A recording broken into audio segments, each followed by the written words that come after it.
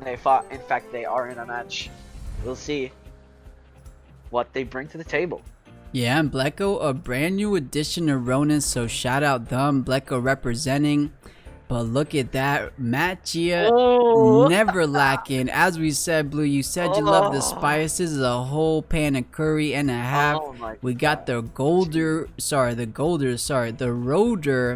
the Grumper, the Noxalato, Adoraboros, Platymus, Zenderif. Man, oh man, this is a crazy team on Matt Gia's side.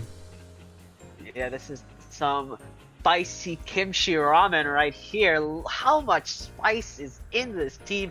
Naga Issei. We have Zenareth, who is slowly coming back into the meta. Surprisingly, I've seen him in about 3 teams, I think. I mean, we're slowly coming back in. That's a really surprising, having already 3 showcases. And the Challenger really doing some damage, being a crystal threat as it is, already quite important. And of course, running that Rolder with that Naga Issei is quite impactful as well, because Rolder literally always goes first in that scenario. So solid work there, but we'll see what Matt Gia can do here against Blekko, who opens with the most classic opening you can get, Kinu Gayalis. But I'm sure Matt Gia is not unfamiliar with this opening, and it's not as invincible as it was back in the day. So probably a pickup. I mean, a Noxalotl or Adoraboros is okay here. Would be solid pickups, I would think. Uh-oh, Blue, he's eyeing the Roder. Are we gonna get an opening turn Roder? Into a double gash beta burst? No, it would be rough. It would be rough. So goes with the safer pick, the Platymus. So you got your Eurosouls online from that Toxic Synergy. So not too bad. Let's see what the second ban Matt Gia is considering. Absolutely. If you do not remove Rise here, I'm incredibly concerned that Blekko will run away with speed control. And when you're running sort of how Matt Gia is running, when you reliably have more speed, as we saw, he outspeeds the size much with Yggdrasil. So if you let Rise through, which he has, hopefully he has some way to adjust to the speed downs, because if you are controlled like that, you're going to struggle. Obviously Platymus is going to be fine, it's determined, but everything else is going to have to suffer through it. Removing the Noxalotl, very smart idea here from Blekko, getting rid of that Noxalotl, which means that the Psypat can enter the field, and with Psypat you can shut down the 2 Earth and the Crystal Tem on the side of Matt Gia, and obviously you only have to worry about Adoraboros, but that's what Gayalis is for. Yeah, so first player that banned the Noxalotl, so saw what it did in this tournament, not trying to deal with anything of those Noxalotl stuff. So we'll be banning here, but Matt Gia with the Adoraboros and the Roder coming out to play, so I'm excited to see it one more time. Matt Gia, the only tamer that brings out Roder and consistently top cuts with it as well. So another impressive, not just top cut, the #1 seed at that. So really impressive stuff for Matt Gia. But Blekko, he says you're bringing a mental. I'm bringing in some crystal damage. Those crystal spikes from the mix, solid damage, and those Nicho size into Roder are going to be doing decent amounts. So already has some answers for the Thames Matt Gia picked up. The generous. And again, I'm wondering if Matt Gia is just so good he can play a Roder, or if Roder is actually that good. We'll have to see how far he gets with it in the top 8. As opening with Yggdrasil Platymus, threatening Urushiol Toxic Ink already versus the Gayalis Q. Standard opening here from Blekko. We'll see what happens here. Yeah, right here, and game #1 of our quarterfinals. Let's see how the opening turn, as you said, plays out. So a little insight, as you said, Platymus does have the Urushiol online, so that's solid poison damage. But both of these Temps kind of do the same thing. You got something like Toxic Ink, you got something like Spores. So not too much damage in terms of the actual hit of the technique, but just some poison ticks to try to do that poison damage to both of these Temps. Perhaps the best line of play for Matt. Looking at things for Blekko, let's take a look on what his backline is. Yeah, not picking up that Mashuk actually really puts a number on what can tank that Urushiol. Rise will be coming in as well, so just trying to speed control, of course, again. The Platypus will be fine, but slowing down that Ninja Steel is already very important. Blekko does not want to play around here, decides to swap in Mix Rise. Probably the two most likely candidates to eat the Erusial into Toxic Ink here. Rise will take that to the face kindly. Be perfectly fine with it. Snare steals as well Platypus's item. Not sure what that was. Mix takes a poison hit to the face, and will be fine with that, but is not in Toxic, in Puppet Master range, so not as safe. Yeah, it would be really cool to see what was snared there. You know, knowing Machia, he used to run Rock Shield. Rock Shield on Platypus was something he used to do. I'm not sure if he did it, of course. But yeah, something has been snared. The Platypus, most likely, yeah, something like Rock Shield, I could definitely see it. But let's go. Rotor coming onto the board. Let's see how much he's going to do. That is some earth damage onto the mix, so maybe trying to one-shot it. Because you definitely don't want to put it into that Puppet Master range unless he thinks Allergic Spread could do the remainder. Yeah, absolutely. Roller being solidly tanky enough. Toxic Ink connects on the Kinu. Kinu will be okay. But my main question is, if Psysurge connects here and Mix is revitalized will definitely go first before Stone Ball. I don't think Roller is fast enough to go before Revitalize. So if Blekko Revitalize, Mix survives and hits that Psysurge, I think Roller's gonna get picked off here. Unless I'm grossly underestimating how tanky Roller is in terms of the special defense compartment. I believe his special defense is decent, but not quite there. And in fact, his special defense is quite bad actually in comparison to everything else on his stat line. So it's a bit dangerous here, Roller's position. Obviously, Psysurge can be eaten by literally anybody else, probably the Xenareth as well. But still, you have to consider if you really want to do that damage to the Mix, which he's not.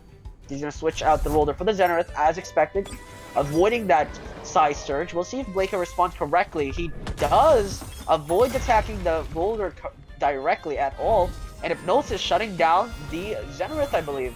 So Xenareth is unable to play anything this turn, and Toxic Ink will secure kill on Kinu though, so that will be a bit devastating. Yeah, almost not worth. No more protector buffs for for the remainder of the game one. So eliminated Kinu from this game. Not too bad. That is a huge swing, but it lets the Rays come in for free. So another demoralize off on Ninja Soul. So -2 speed and -1 speed on the Xenareth. So Rays getting the board. I do believe he does not have Fire Tornado in just yet. So he would just have to hit these guys with some Embers perhaps, or some Fire Flames, depending of his special attack investment. Yeah, Roller's gonna swap back in again, trying to read some sort of plan here, but that just walks into double hook kick by the Gyalis. Of course, the high defense will be solid compensation. Ember's gonna be thrown out here. Obviously, Platypus gonna eat that every day of the week. But Roller now, actually quite safe, considering now Platypus is also here to support with Aquatic Whirlwind. This is dangerous now for Blekko, already down a 10. Yeah, he's definitely has pressure against his Rays and Gyalis, but the same goes for Roller here. Gyalis hook kick is online, and that is gonna hurt. Potentially a double up, including the little tick of Ember, the little tick of Burn. Might be enough. Hook kick does huge damage onto Roller, but as you can tell, he looks like a tanky boy, so he most likely is built as a tanky boy.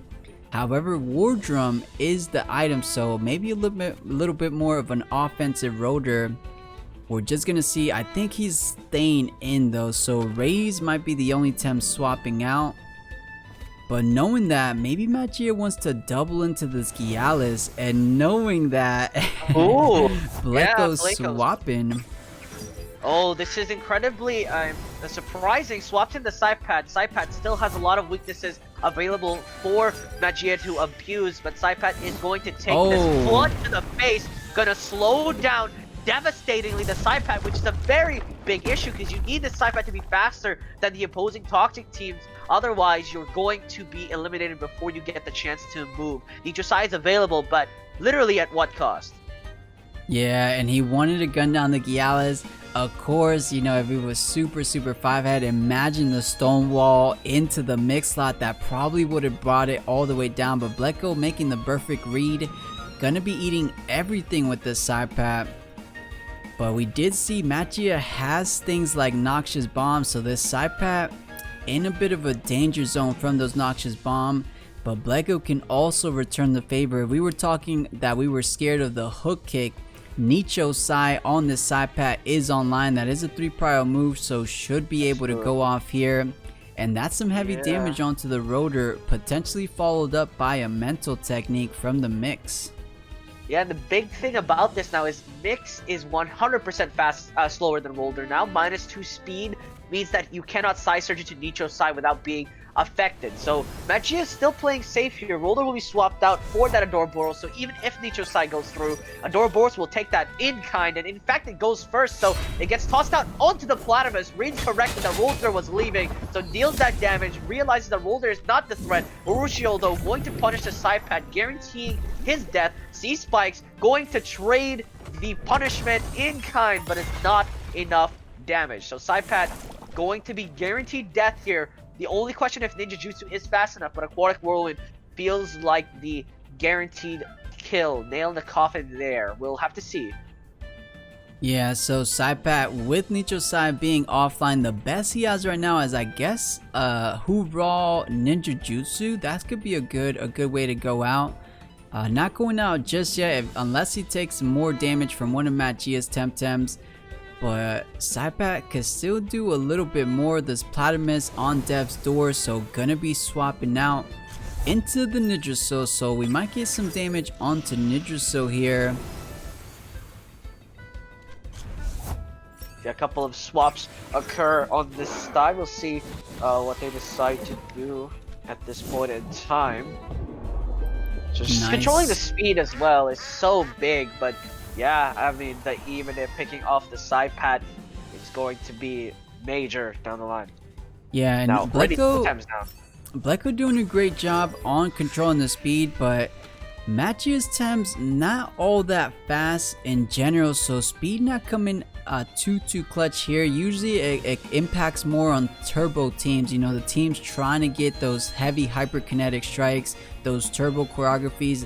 Magia's team not doing any of that, so Rise not feeling the most effective here, but still speed is sometimes the name of the game, so it's still doing a fantastic job with that. But you gotta output damage. Yeah, gonna do some damage as you mentioned, but not enough. Artinator is eaten very nicely by Platypus. So again, Blekko red at every turn here. Now Toxic ain't gonna probably secure a kill on the Rise. Side surge will be thrown out as well onto the Platypus spot. That's a lot of stamina expended for one measly duck, and Platypus takes those massive damage sources in kind. And now Blekko running out of options here. Boulder comes in, but at this point, no side surge. So even if definitely not going to do enough damage, Snowball trade will favor Magia. Yeah, and there's nothing, as you said, Blue, that's going to be taking down Rotor in one shot. The heaviest mental technique for Mix was just used, so you do have access to energy manipulation, but that's not the heaviest. But oh man, the King's Roar will be effective, so if the Stone Ball was gonna kill, is most likely not gonna kill now. Energy does a solid amount, bringing him under 50%. But Beta Burst trying to gun down the Rays here. Yeah, so Rays brought down, so I'm curious on the Stone Ball here. The Stone Ball will be thrown out, gonna do some solid damage, but there we go, ladies and gentlemen. Picks off the Mix and secures the kill. Now Gyalis has to 1v4, fortunately not heat up because he can't do that anymore. Yeah, and Blue, that was a -1 attack and still got the job done. So Rotor, quite the heavy hitter, and you know, facing off against Gyalis, -1 speed, a hook kick probably ends the Rotor's run here. Definitely because Stone Ball is a 1 prio move again. If he had Nagaise on his side, maybe you would get it done. But of course he does not, so Gyalis should be enough. Absolutely. Solid kill there for the side of Blekko, but this is Gyalis versus the world, and remember, this isn't your old Gyalis. He is on a timer, and his timer is way shorter than previously. It's not even about the lack of damage, it's about the lack of, it's not about the lack of stamina, it's just a lack of damage here. I'm not sure if he can really kill 3 Temps in a row. Crystal Bite will secure a kill on Ouroboros.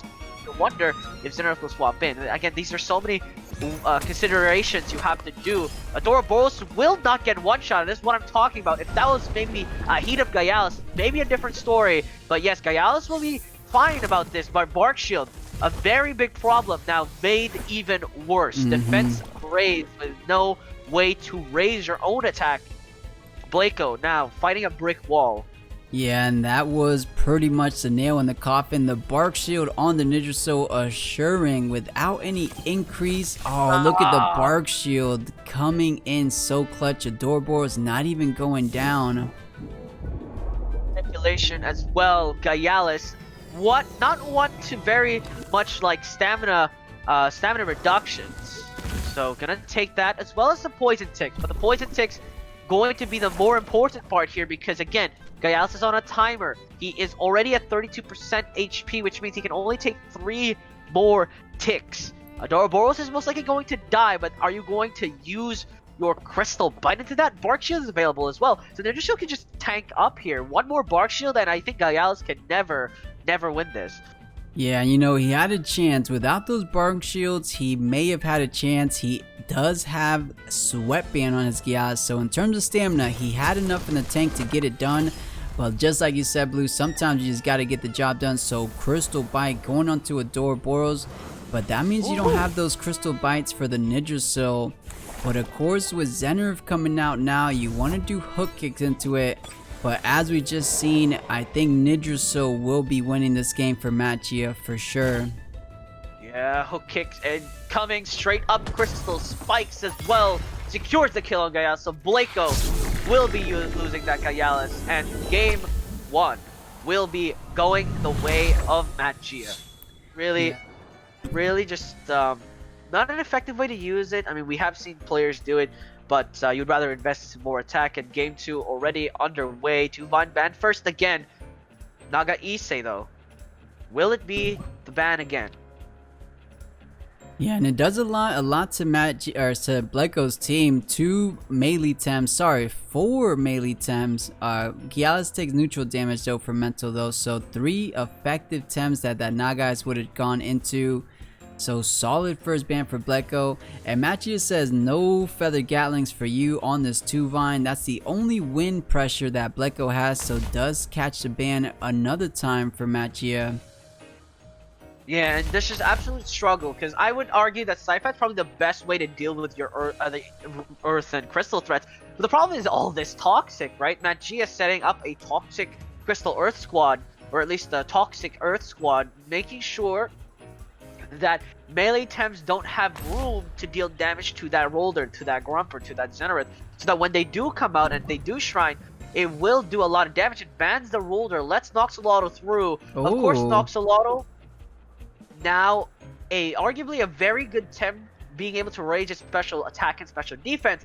But Blekko, I think his logic this time is, I don't care if you raise your special defense, I'll just hit you with full-on attack damage. Blekko, probably not as concerned about the Noxolotl than the Rolder, because Rolder's defense is quite high, and I think he saw that in the previous game. It's just way too tanky, and I mean, it took a hit from Gyalis quite nicely, so solid, I mean, logical ban, I would say, from previous game otherwise. Yeah, and really good eye blue. So all of Blekko's Temtems are physical based, with the exception being the mix there, and of course the Kinu, but not too much of a heavy special attacker. So yeah, everything physical based. It looks like you can get the job against Noxolotl, so prioritizing getting rid of the Roder, that does do a good amount into his Crystal Tems. So I think that was a solid ban. We'll see if it works in the favor of Blekko here in game number 2. But Matchia does get the Adoraboros. It did do quite a lot for game number 1, so solid pickup for him. Especially because some of the last Tems are melee Tems, the Mashuk, the Sapphire, so checks those for sure. I mean, I'm not sure if I've seen Blekko's Mashuk, but the thing that earned me a little bit was the fact that he picked up Saipan instead of Mashuk in the previous game, which seems to believe maybe his Mashuk isn't suitable for combat, so to speak, maybe more utility-esque, and that's why he decided on Saipan. But I think that's the problem, right? It's that there's just, the Mashuk is so good here. Like, you eat any toxic attack for breakfast, and not picking it up is a little bit detrimental to your to overall how tanky your team is. So picks it up this time, but with Snrplat does not want to try and speed control. Instead, wants to fight on even ground. But remember, Platimus with Grumper has Flood. Yeah, we'll see the impact. So no speed control except for what you just mentioned, the Flood coming out from Matt Gia's side. So Blekko leaving the Rays on the bench, picking up the Snrplat. And yeah, you know, if Blekko had a little bit more toxic Tems, it would be a bit easier to deal with all this toxic tick damage. But he only has one. He has the Mashuk, so that's what he has to work with. So it has to make really sharp reads, catching those Urushols, catching the allergic spreads on the Mashuk. So yeah, I'm actually impressed. So Blekko going with the Kinu Gyaz, and actually thinking about it, it's the exact same opening from game 1. So it might end up going the exact same way. I believe Matt Gia just covered both corners and went with Urusol to the right and Toxic Ink to the left, but it might be flipped now that Kinu's on the right side. Yeah. So the problem is Blekko went for a double swap, but he couldn't eat Urushiol. That was the big thing I wanted to point out, and that's why I was so concerned. I was like, what does he swap in here? I mean, Urushiol's gonna suck no matter what. But this time, again, Mashuk can eat either of those. So if Matt Gia decides, hey, I'm gonna Urushiol Gyalis, there's a very high likelihood Mashuk will eat that instead. And we'll see if Matt Gia reads it, because Mashuk will be swapping in. If Urushiol goes into that Kinu spot, it will do quite a bit more. So Blekko gonna swap out the Kinu as well for that mix. So if Urushiol goes on the mix, it's actually not that bad, because I think you'll get quite close to Puppet Master range at least.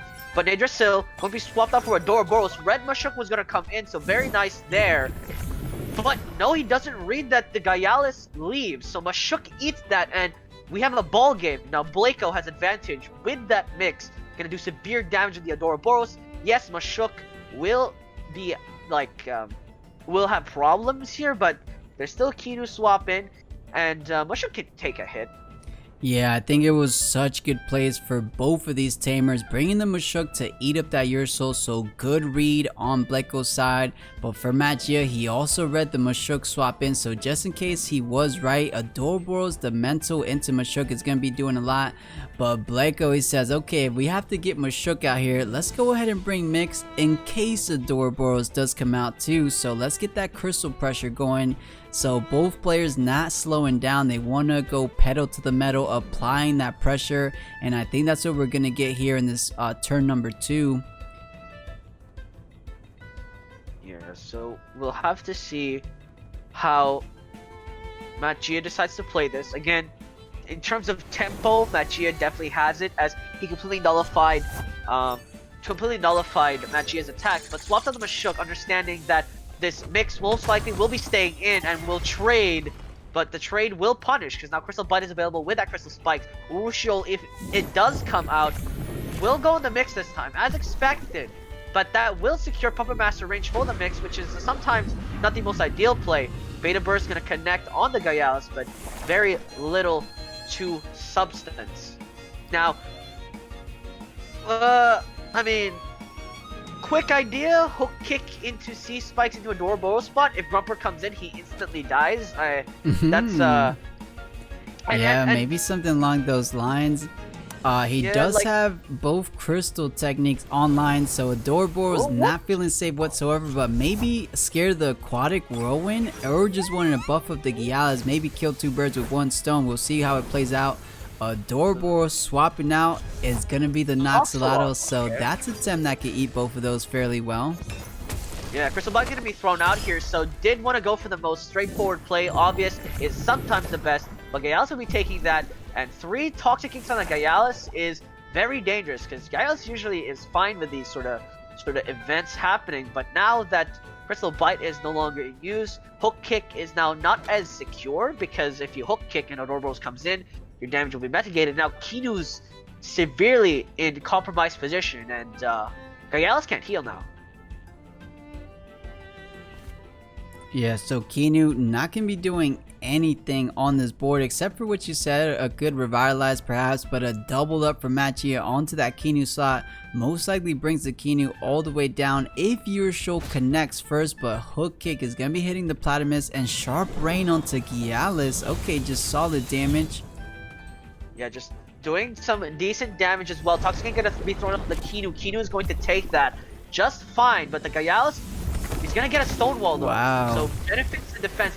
But my concern is this poison ticks. Look at that, 12.5%. Facts don't care about your feelings, or in this case, poison doesn't care about your feelings.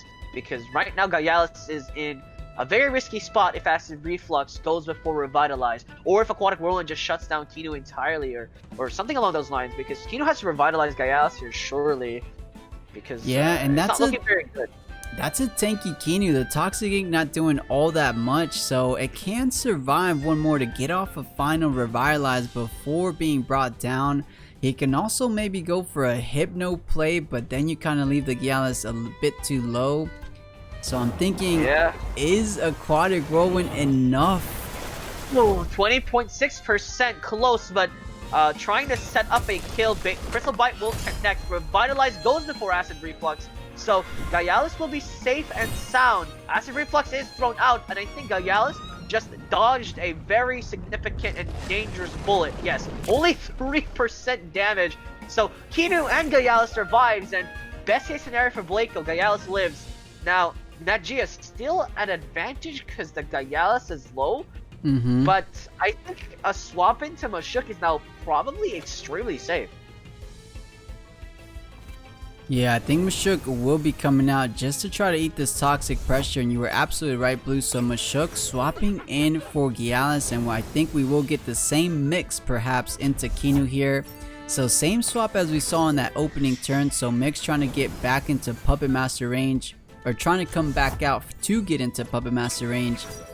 Let's see if Machia was able to read some of this. So Urshel onto the Mix, the 5-head read, guaranteeing the Mix to be brought down within the next 2 turns. So really well played for Machia, catching the Mix on the entry. Well done for him. Yeah, very well done. Gets the guaranteed kill on Mix, but Mix gets 2 turns to do some damage, and this is actually quite concerning because now Mashuk with that Mix can do some damage. Mix can't be attacked. Allergic Spread might secure that kill earlier, but if you kill off like a Platypus or do a lot of damage onto the Digital at least, then you're in a solid state. I mean, if Machia is most likely going to stay in to Allergic Spread to guarantee the kill, so obviously Platypus is going to swap out here. So if he does some damage onto the... Oh yeah, Grumper's gonna come out here. Again, the best way to eat that Crystal Spikes, and it does go to Grumper. Surprising that Blekko did not read that, but Grumper will take that. Does some decent damage, and this Mashuk does have Uppercut. It does a lot of damage to Grumper. That's very impactful. Allergic Spread will finally seal the deal on the Mix, though, as was predicted. Yeah, and Crystal Spike doing a little bit more than I thought. I forgot, yeah, the electric also takes double damage, so it's just neutral damage. The Earth half, Crystal double, or sorry, electric double from Crystal. So yeah, neutral damage onto the Grumper. So Blekko reading that Grumper switch quite well, or just trying to gun down the Platypus, ended up working out for him. But Snrplat coming in for the first time, doesn't have anything too online. But we saw how much that uppercut did. I do think it was enough for the final 25% on the Grumper. So Mashuk looking solid here. What can Machia do? It might be time for the good old either Noxalado or Adoroboros. Seems pretty fine there to try to eat up that uppercut. Actually, Adoroboros, with both of these being melee Tems, it seems like an obvious choice here. Yeah, this is interesting now, because Snrplat can't Nicho Sai, was forced in, so it has Toxic Ink, right? So it has Toxic Ink, which is not the best. Tendon is going to be thrown out here onto the Ninja Steel, trying to weaken that Toxic Ink, so to speak, from the Snrplat. But speaking of Toxic Inks, secures? No, it doesn't secure the kill, not quite on the Grumper, so allows a allows a Thunder Strike at least to kill this Snrplat, because now Snrplat not only Toxic Ink into a Thunder Strike as well, gonna do a lot of damage. Actually goes to Mashuk. Oh, and it does a lot of damage. Mashuk's special defense is not to speed and Grumper. takes that shot. Quick bolt of lightning. Now Mushuk in threat of death. Mushuk, one of the only ways to eat these toxic attacks now at risk of death, and Nijo's sight is forced, but no, it doesn't go into Grumper. It goes into Ninjasil, does a lot of damage as well. Uppercut has to go before Grumper, and that's exactly what happens. So Grumper doesn't get the chance to kill him off Mushuk. Very solid play there from Blekko. Fortunate that Mushuk is very fast, but Snrplat, not faster than death, will be going down as well. Yeah, so solid plays. Grumper falls due to that uppercut there, so Mushuk being a little bit more speedy gets off a final Nicho Silent onto Ninjasil, so got some damage done before falling, but Mushuk so dangerously low. I love Machia's strat, gun down the only thing that resists these toxic Tems, and we should be good to go for the remaining of the game. So one Kinu buff onto Mushuk, trying to hold on, but things are looking a bit rough for Blekko here. 4 Temtem still remaining on the side of Machia, and slowly but surely Blekko's Tems, I believe, will be falling down to Machia, but there's still definitely a couple turns still remaining. Yeah, absolutely. This is looking very grim. The Mushuk in a compromised position, especially against the Beta Burst. Perfect Jab gonna set up the Ninjasil, so Bark Shield won't do as much. The Beta Burst will also secure a kill on the Mushuk here. If that is the case, we will have some issues, and in fact it is. Mushuk will go down, and Gayalis, the only thing standing between Blekko and elimination. Gayalis will take that poison tick to the face. In fact, 2 of them. So now guaranteed death. Will have to heal up before any shenanigans occur. Revitalize has to go before allergic spread, but this Ninjasil might be too fast. Yeah, I mean, usually Kinu can outspeed both of these Tems on the board. Usually we're getting some speedy Ninjasils, but I still think Kinu should be able to outspeed. But yeah, Blekko with 2 Temtems. Oh, the 3 Prio Energy Manip will be putting Kinu down. So Gialis will go down from the poison tick alone. Can he take a Ninjasil with him? No, not No. even.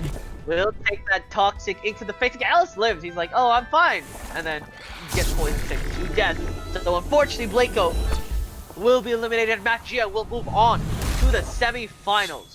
In blue, so we are getting started with the semifinals. Ooh, bring some milk, bring some water, bring. It is hot, hot. Yeah, in antacids, because this is going to be incredibly spicy. Volerand instantly banned here by Buffduck. Basically, both players agree to banning the most meta Tem possible, except of course the Kinu. Yeah, and such a breath of fresh air to see these kinds of teams doing so well here. We do got the Golder, Babawa, Platimus on the side of Buffduck, and of course we've seen J-Dragon's team time and time again in this tournament. The Noxalato's been the MVP over and over again. Let's see if Buffduck knows how to play against it. And then the Garyo and the Tentao coming out for some spicy tech from J-Dragon. I don't know who's going to be winning this, but we're going to be seeing it. It's going to be interesting nonetheless. Yeah, I mean, Tentao Avenger is of course the theory here that has been pushed forward by J-Dragon. Is theoretically Avengers is incredibly insane, like Scavenger buff, except it doesn't heal you, instead it makes you stronger. Now the theoretical struggle with this Tentao Avenger is that it works like Prideful, except at an even bigger disadvantage, right? Because you have to lose Tems instead of killing Tems. And this is why we saw Prideful in the meta slightly, but not as often. Eventually, as we saw Motivator, is because Prideful is so situational. If you get a kill, nice, but you don't really ride that momentum to victory. And Tentao, I mean, we'll see what it does, because technically, if he manages to get all 4 buffs, this Tentao will hurt a lot. Yeah, so Wolfie coming in to try to pressure the Yukama. That is why we're seeing less and less Yukama, because of the appearance of Wolfie, because of the appearance of Snrplat. No Snrplats here, so I appreciate everyone not bringing out the Snrplats too much in this tourney. Even though if it's really good, might as well play it, but not too much. More people having fun in this tourney. So Wolfie, solid Temtem coming up for Buffduck. Players wanted to experiment, of course. It's perfectly reasonable And I think another reason why we don't see Snrplat as much is people are beginning to run way more Toxics than usual. And Wind Tims are still not like a massive favorite by players nowadays. And it's mostly because running Wind Tims into Size Munch is a bit suicidal, or into Mental Tims as well, is a bit insane. I haven't seen a Gazma in a hot minute, and most of the time we only see Wind Tims in individual pieces. Kazuma was there as that hyperkinetic strike eater. Now with the Wind Tims not being as prevalent as they were before, Kazuma just doesn't really seem to have a place. It's so fragile, you know, a suplex would knock it out, move flank would really do some damage. Of course, the Crystal Tims, Tuvan and Kia, so Kazuma stonks all the way down. Not too good. Yeah. But let's see, so Garyo, let's go. Garyo coming out. And what I love about Garyo is it's like Team Elusive, but less so. It's a worse Team Elusive in the sense that it only happens once, and well, I mean, it gives you a turn to set up. And the reason why I used to talk about this as Garyo could be a tank was because first of all, I thought it was every time it entered, and second of all, I thought that Bamboozle would buy you more time, allow you to avoid a hit or two, and making it such a solid swap in, at least to dodge that Flaming Meteorite, dodge that Hellfire, or dodge that Tornado. These kind of things are important, but again, you struggle to really, like, obviously you don't know what your opponent's gonna do, so if you swap him in and nothing happens, you've blown your trait already for absolutely nothing. Golden will be the last picked up here. We'll see which Tamer will take this one. Buffduck versus J Dragon. Yeah, J Dragon going with the Tenta instead of the Kinu, so just wants a little bit more pressure instead of the support that Kinu as always provides. But starting off hot, let's take a look. What can eat a CPG into the Barnchi slot? Of course, it'll be the Mastion, but if J Dragon wants to try to cover both bases here, Water Cannon CPG onto Barnchi doesn't seem all that bad in case Mastion comes in. But of course, you leave the Yukama here. The Wolfie is gonna have a play date with that Yukama. 2 plagues back to back should be more than enough for that Yukama. I mean, I'm so scared here for J Dragon, because if J Dragon reads that he leaves Okama, Wolfie, you can also point out that Wolfie can trap in the Tubevine and then does Vortex it, and then you lose a Tubevine. And it's all about what J Dragon feels is his win cons, right? He will try and most likely save his win cons. That's mostly has been his playstyle. Is just, okay, what is my win conditions? How can I make them live? Yes, no, maybe, and then he plays through that. It's not more so. I mean, personally, I play very aggressively, so I go face every time. But not everyone plays like that. As will swap out to a Golder. I was going to say, Golder's a very good swap in here. CPG will be eaten very nicely, and it sets you up for the second term. So, swaps out the Tuvine, as mentioned, doesn't want that win con to get eliminated. Plague will go through. It will hit the Ukama, which was the more straightforward play, but at least now that Tuvine is safe, it will be able to do something in the near future. Water Cannon connecting will Volphy as well. Not as effective, of course, but an uppercut may do some damage, and Aquatic Whirlwind is also most likely faster than Volphy here. Yeah, Aquatic Whirlwind most likely faster, but as we just saw, Plague over 50%, so now that it's trapped, another Plague 100% will bring it down. I think J Dragon swapping Mashuk here so that a solid uppercut followed by the Aquatic Whirlwind might be enough. So if Wolfie wants to try to get the kill onto Yukama, you punish it there. However, though, I was just gonna say Golder's on the board, so you don't even need Wolfie. A Toxic Ink might be enough for the Yukama, so it might be a bit rough if Yukama does want to stay in here. Yeah, so right now the Tensile is swapped in, so Ukama, it might die here. Aquatic Whirlwind is eaten like it was absolutely nothing. Toxic Ink will shut down the Ukama, attempts to Avenger, but Okama doesn't even die, so Okama on this board is absolute liability. And right now the Tensile has doesn't have a setup at all yet. Yeah, and it looks like J-Dragon was thinking just that, try to make his ally fall, or taking advantage of his ally Temtem falling, getting those extra ticks. I believe it, what is it, +1 speed, +1 special attack, and +1 special defense on Avenger? We'll see whenever it procs, but it's something like that. It's like crazy 3 buffs. But Yukama most likely trying to go, a water cannon, not going to be doing anything to either Tem, so maybe trying to get off a final turbo perhaps, or if he has Blizzard. Oh, but Blizzard is 1 prio, that's not going to be going in anywhere. Yeah, there's a bit of a concern here, because Ukama has to die here. Turbo choreography, as you mentioned, played just to set up the Tentil a little bit more. EM as well, just to slow down the Platypus a little bit. But I have to say, Buffduck might just focus down the Tentil here. No, besides the Tsunami, also a solid play here, just picking off the Ukama as well as dealing damage to the Tentil. Raises speed and special attack, solid. But Toxic Ink as well, punishing the Tentil for being in the first place. And the main question is, what does Tentil do in this situation? Yeah, I mean, I guess he has a heavy beta burst perhaps incoming. Yeah. +1 special attack. Okay, not the most impactful into any of these Tems, and not into any of the Tems right now on Buffduck's team. I mean, damage is damage, so that is probably his game plan. But Tuvine, the best Temtem to try to deal with both the Platypus and the Golder. Coming out to play those Feather Gatlings, gonna be connecting quite solidly, quite good onto the Buffduck here, or not onto Buffduck, onto his Tems, or the Buffduck. Platypus is a Buffduck. Yeah, Platypus is in fact a Buffduck. It's true.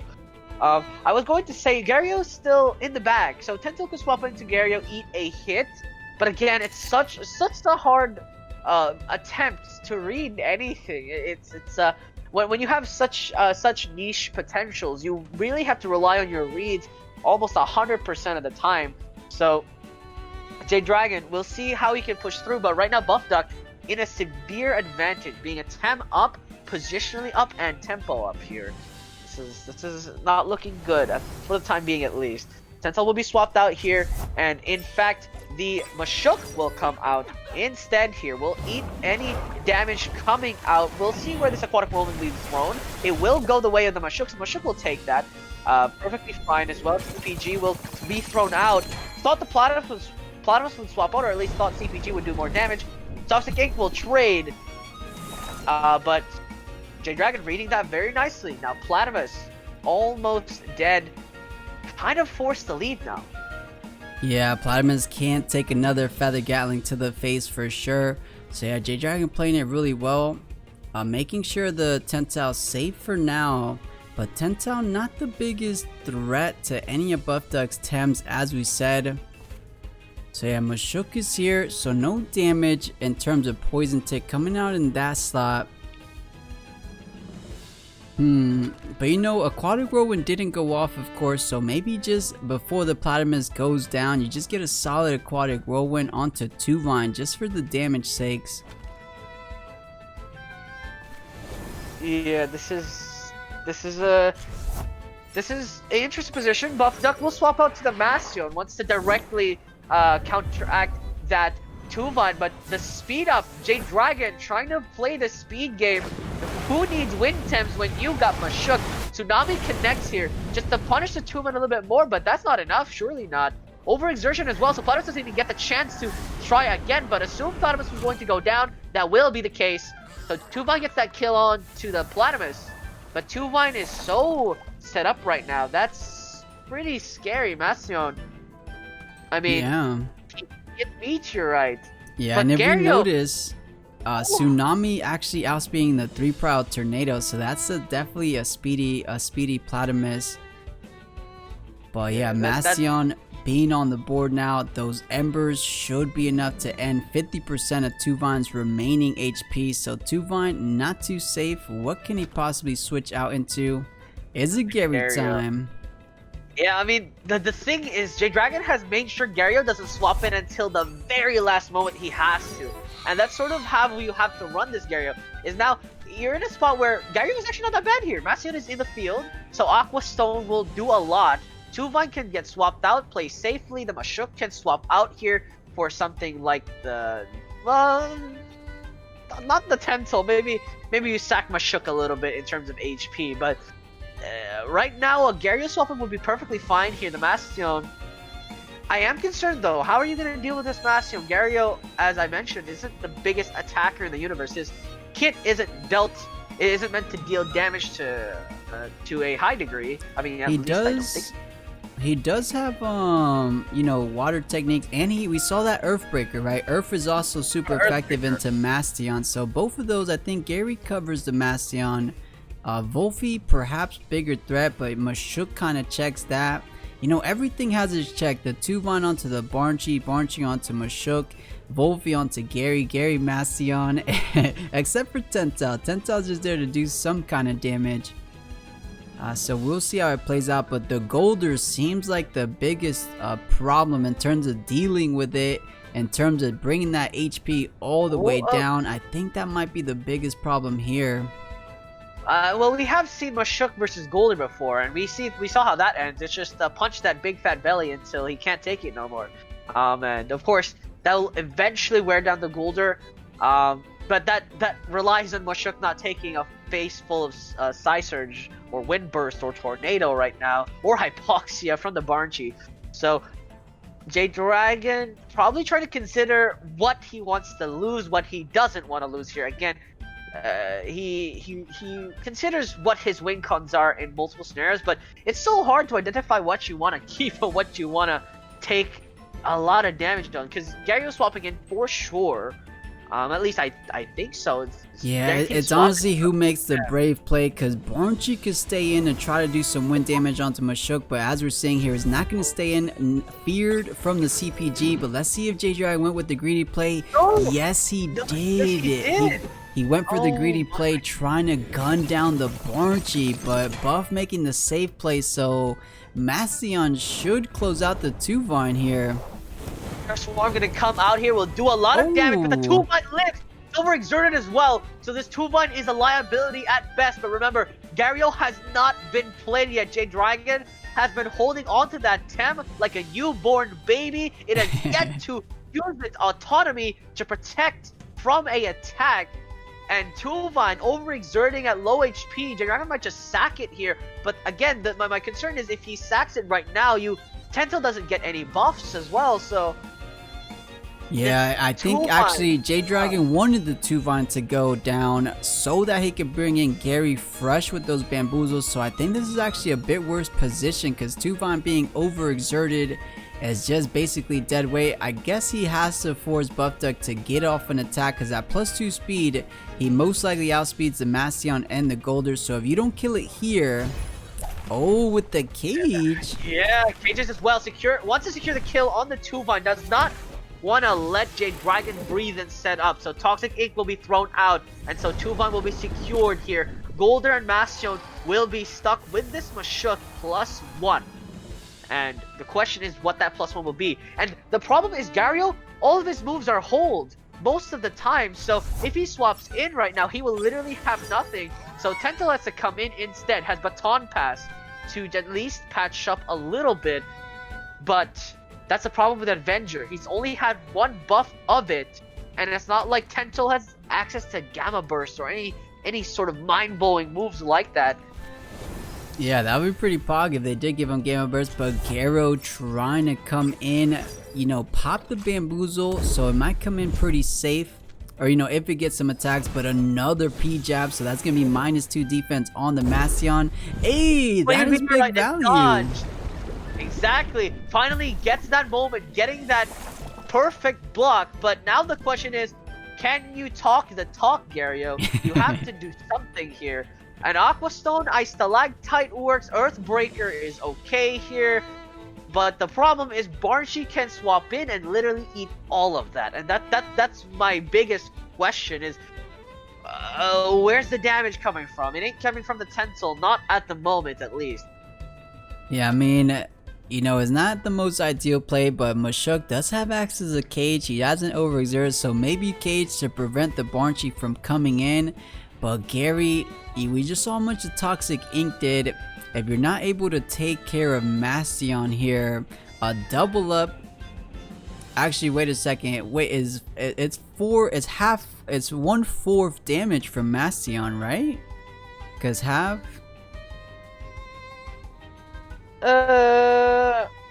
The Garyo, the Embers, yes, it should take quarter.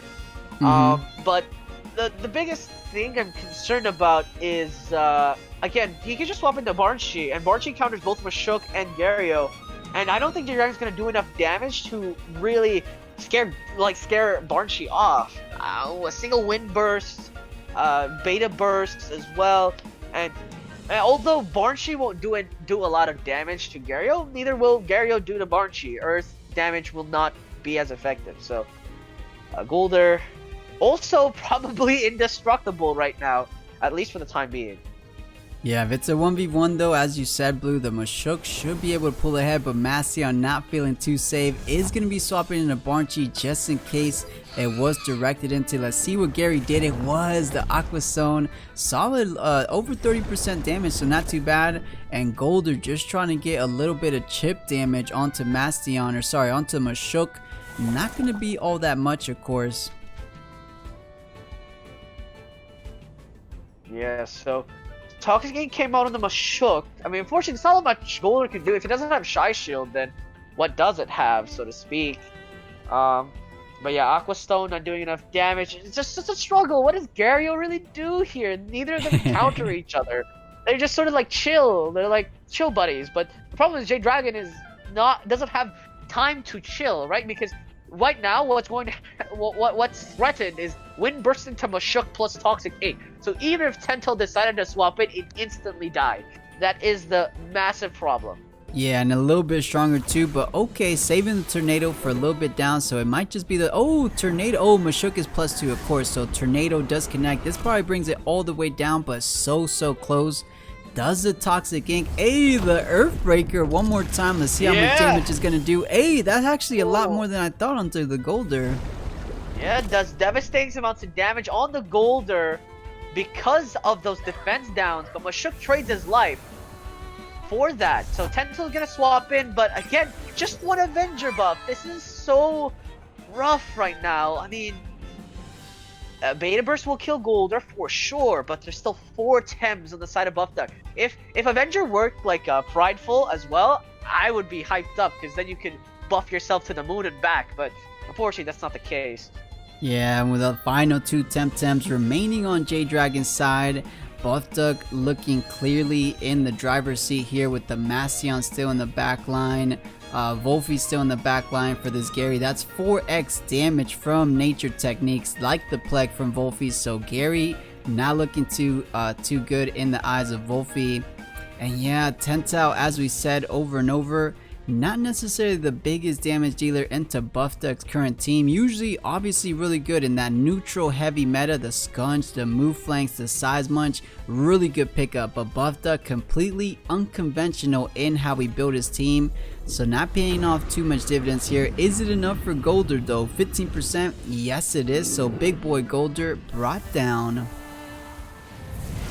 Yeah, so gets picked off. Your Golder secures the kill. Windburst, as mentioned, connects, but this is just a bit of a fun shenanigan here. Barnchi versus Garyo, the match for the ages, but again, it's all about the Tentail here. Tentail wants to do the damage, but once it gets picked off, then Garyo has to deal with a Wolfie and a Mastion. Mastion won't be an issue, of course, but the Wolfie with Plague after Plague is going to hurt.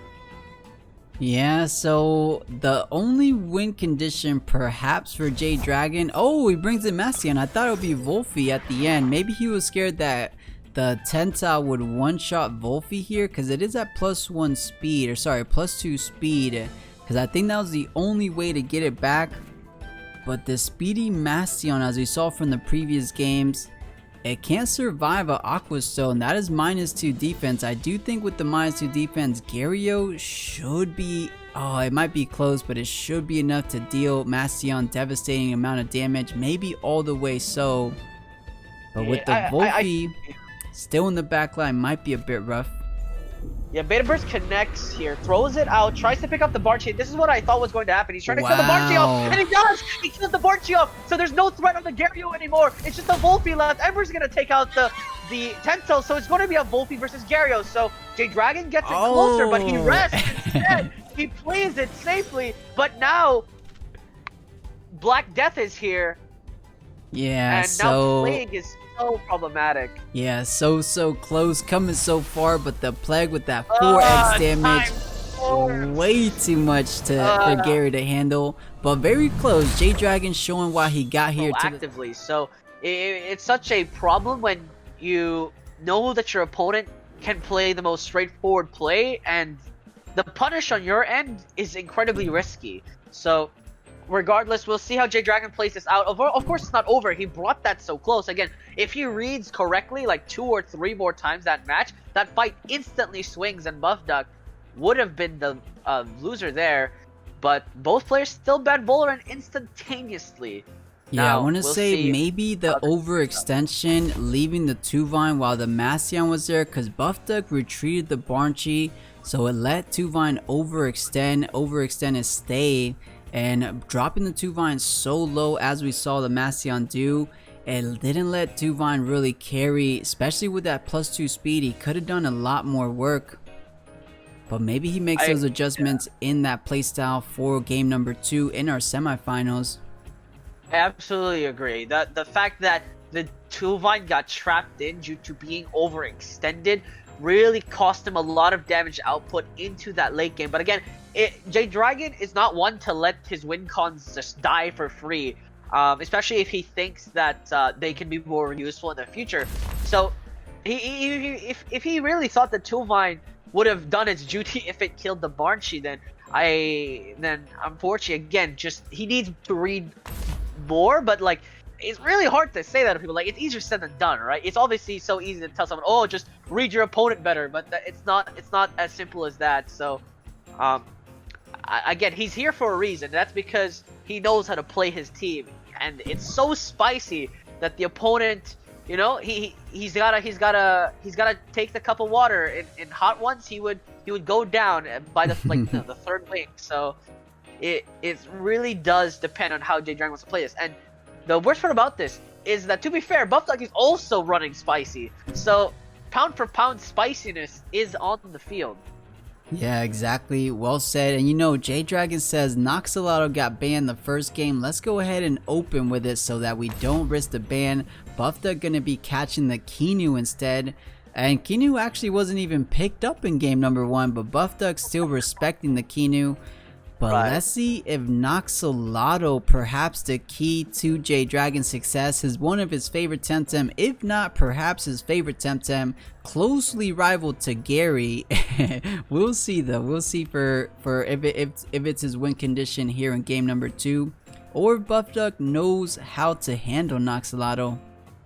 Right, and as you mentioned, Noxalato was banned in the previous game, so J-Dragon didn't want to pick up Kinu because he didn't have something to pair it with. Not necessarily a solid, straightforward pairing, so he picked up Tentel instead. But this time, with Noxalato being picked up first, Buffduck says, okay, you're not going to get your free setups in Noxalato. I'm not going to let you run home free with Turbo Choreography. So, removes that possibility, and J-Dragon has to fight tooth and nail for any sort of setup on this Noxalato, because there's a Mastion in here. There's a Golder that could potentially be picked up as well, and pound for pound, if Noxalato is eliminated fast enough by like the likes of Barchi, then it's all game to play for. The biggest thing I also want to point out as well is, if J-Dragon wins this, then I think Buffduck might just ban Noxalato first phase, just because looking at Buffduck's team now, actually, where is his attack damage coming from if Noxalato gets enough trances off? Yeah, I guess it will have to leave the job to Mastion. Mastion's always a heavy physical attacker. With those ticks of burns, maybe gets the job done, but nothing directly. You're definitely right. No feather gatlings on Buffduck, and actually no wind temps except the Barchi on Buffduck. So if as you said, Blue, you're able to get off those trans trades, maybe an early madness buff with that +2 special defense. That's going to be keeping Noxalotl relatively healthy against these wind special attackers like the Barnchi. And we thought we would see the 10 top, but Yukama will be picked up as the last 10 on J Dragons. So let's go. Semifinals game 2 underway. Let's see if J Dragon wants to try to make things a bit more difficult for Buffduck, or is Buffduck ready for the finals, trying to go for a 2-time champion Buffduck here. So let's see how it plays out. Yeah, this opening for Buffduck, I do actually favor J Dragon in this opening. Has a lot of punish. Barnchi has to leave, and if J Dragon reads it correctly, he can also double up on Wolfie as well, toxic into Feather Gatling if he wants to. Has a lot of options here. In the meantime, Buffduck, if he wants to do some damage, he could potentially wind burst into the Noxalotl, or at least attempt a bamboozle or something of the like. Plague. I'm not sure what it would do to trap the Noxalotl actually. So Noxalotl might just madness buff here, as you mentioned, into acid reflux. That is potentially a move. J Dragon might try and focus Wolfie off, and that's really up to how both these players play.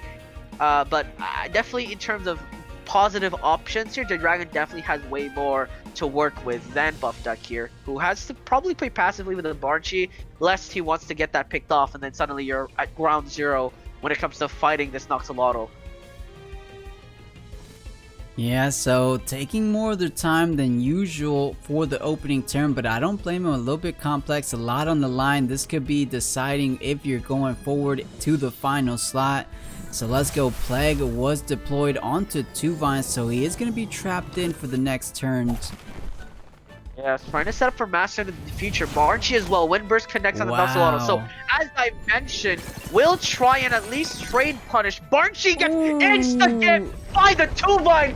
No, it's not. It survives at 0.9% HP. It survives. So, Toxic connects on the Wolfie. But now, the Noxalotl isn't safe at all. And the Barnchi is going to get away with murder. Yeah, huge shots taken out for that very first turn. Literally, I believe Barnchi is at a single HP, so absolutely nuts. Well calculated for Buffduck. Maybe eating a near perfect attack 2-vine there. If it's not all the way attack, maybe one more attack would have done the job in terms of TV training it. But let's go. I think with that Windburst doing so much damage on Potato, a Tornado, the 3 Prio Tornado will clean up that Potato just based off how much damage that first Windburst did. Yeah, absolutely. I completely agree. Right now, because Buffduck did so much damage, J Dragon might flinch, but again, it's all about the reads. He has to play a little bit of gambles here. No, he doesn't. He plays safely. They're perfectly fine here, but the Mastodon will completely obliterate the 2-vine in the next turn if he's not careful. Garyo comes in here, so if there was a Windburst, Garyo would eat it, but Peck will throw out. He wants to kill off the Barnchi, but reads wrong. The Vortex connects as well, and it's going from bad to worse right now for J Dragon. Now Mastodon gets a free Flaming Meteorite with no punish. Garyo's not going to do enough damage, surely not, and Wolfie still has access to potentially Plague, keep the Garyo shut down, or just secure the 2-vine kill here. Alright, so Plague onto 2-vine, making sure it drops down from something like a Meteor Swarm perhaps, but the Tornado before going down, a little good damage onto Wolfie, not all that much but solid, overexerts to do so, and as we said, Mastodon closing things out on the 2-vine. Absolutely disastrous here. Aqua Stone on the Wolfie as well, not the Mastodon. Thought that would be enough. But no, it's not even close. Wolfie still available. There's Barnchi in the back. It's a 4 for 5 with 2-vine already dead. A damage core for J Dragon eliminated from right under him. Garyo no longer has autonomy, so it's a walking, I would say duck, but it's more like a salamander. So I don't know what J Dragon wants to do here. There's again, now Buffduck is at an incredible advantage with just position. Of course, if you look at the HP pools, J Dragon is technically up like 3, or technically up like 1 HP bar worth of Tem. But when it comes down to it, take a look at his team. He can't deal with Platimus or Goulder as safely. and that's the problem. Yeah, and with Wolfie out on the board, that Plague should be going first because it is that 3 prowess. So Gary, I think it survives 1 Plague from max special attack Wolfie. But if Mastion wants to go ahead, perhaps a Meteor Swarm to make sure the Garyo goes down, that could be a solid play. But J-Dragon, knowing this, maybe wants to swap in a Noxalotl. And if Buffduck wants to read that, maybe a solid Flaming Meteorite onto Potato. Maybe that brings it all the way down. Yeah, I mean, Earthbreaker's now available, right? So if Garyo is just fast enough somehow, some way to the Mastion, I mean, it's a problem. This Mastion is so fast, as we've seen in our previous match. So the problem is if Buffduck decides to Embers into Plague into Garyo, he's not going to get Earthbreaker off. There's no way. And this is so problematic. Buffduck could also cage here, but I wouldn't agree with the cage here. I don't think caging for Garyo is not the play. I don't think so, at least. I mean, that's possible, but like, what do you really get from caging your own Bastion, right? You let Okama in for free into Water Cannon. That just sounds like a disaster. So probably not so. I mean, let Garyo go and just move on. No, he decides to cage. Buffduck connects with the cage here, so Garyo will try to swap out, but of course, to no avail. Plague will not one-shot the Garyo, as you mentioned, but of course, Embers, if it does connect with the Garyo, will make sure that it actually escapes the trap. So Wolfie will get one-shot here by the punch. Cage connects. Garyo's no longer exhausted because the Master decided to cage. I forgot. But Garyo now caged and stuck here, but Wolfie got traded for that. Golder comes in, and right now, I was talking about the cage, and I didn't like it because if you kill Garyo now, you let Okama in for free, and that's what my concern was. But of course, Golder's now here, so I guess it's a little bit of a different story. But Aqua Stone might kill the Mastion. Flaming Meteorite will drop here. We'll see. Quarter damage is enough. No, he goes on the Mashuk instead. No damage. Yeah, this might be huge damage. Mastion with the -1 defense. Is it enough? Close. Very close. Under 15% remaining. But the Toxic Ink should close it out. Okay, it's going to close it out in the next turn. Right. I mean, how long has Garyo lived in this position? That is insane right now. Bastion. Now, I think that cage... I don't know. I think that cage actually brought it back here for J-Dragon. Now he has some breathing room. Now, if Mastion dies, actually Noxalotl is indestructible because Barnshi is too low to really tank an Okama hit. And I think, if anything, J-Dragon will swap in Mashuk and Okama and all into the Barnshi. And I think that is the play. Is all in it on the Barnshi just to secure that kill. And you know what? J-Dragon went with the uppercut on Mastion, maybe thinking it would do more. If that was perhaps a P-jab, making Mastion -2 defense. So what is it? It's half reduction, 50% on the total defense of Mastion. Maybe that Earthbreaker might have been enough. It still had some wiggle room though at 14.3%. Maybe another defense down wouldn't have made too much of a difference. But definitely a bit more than uppercut, because I think uppercut did something like 7%. Yeah, it did a little bit, but not quite. Turbo choreography applied. Wants to keep the Mashuk fast enough. Embers connects on the Mashuk. He really is confident that Garyo will die, but Aqua Stone comes out first, so the Golden won't even secure. Mastion gets traded. And as I mentioned, you're putting it in such a compromising position. Toxic Kick on the Mashuk as well. Buffduck just really wants to do as much damage on this Mashuk, but the Noxalotl in the back is your enemy, Buffduck. I don't think the Mashuk is the biggest problem here, so Master being traded like that, it's so scary to me. Yeah, I mean, he didn't want to waste any resources on a Temtem that was already guaranteed to die from poison, so that makes some sense. But if you would have actually no, Mastion was going down either way, so I mean, that's a fine play. Gary's showing some value there for sure. The Earthbreaker bringing Mastion all the way down and then closing it out with Aqua Stone.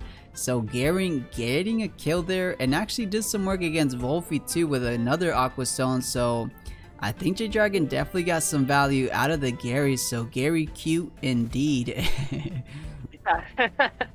I mean, Ukama in this position is a spectator. He is here for the ride. He's here to eat a hit, and that eat a hit it will be doing. Nox just bomb will connect, doesn't do as much damage, of course. The Platypus also took my mask on the Ukama as well, doing some decent work. Toxic Ink as well, just trying to trade off the Ukama ASAP, just kill it off. It's not going to do much. But now, Potato with Madness buff, and Buffduck, he might try for the Brave swap in, but I mean, that's why it's called the Brave swap in, isn't it? If Buffduck tries to push in the Barnchi too early, that might be a problem. Ukama can swap out here from a Shook, and that's my concern right now, is that if Dragon reads that Buffduck swapping in Barnchi is a bluff, then he can Madness buff into Acid Reflux eventually.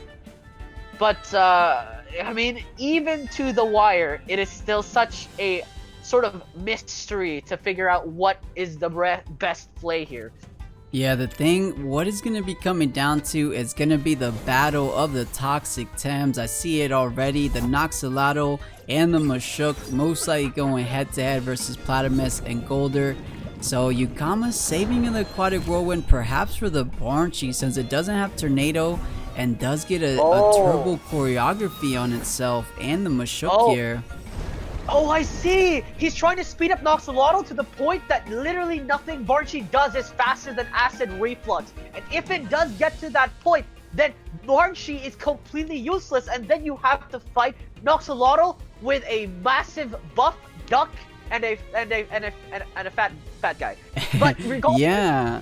And how things stand, so let's see, Aquatic Whirlwind, most likely on Mashuk because you don't want to hit the trans trait, so actually does solid damage. P-Jab though, this is the secret sauce to J-Dragon's victory. These P-Jabs are going to be the differential here. But Madness buff kicking off the trans trait, so +2/+2. Little by little, J-Dragon might be turning things around. Yeah, I mean, I'm starting to hear the flight of the bumblebees. Dun, dun, dun, dun, dun, dun, dun, dun.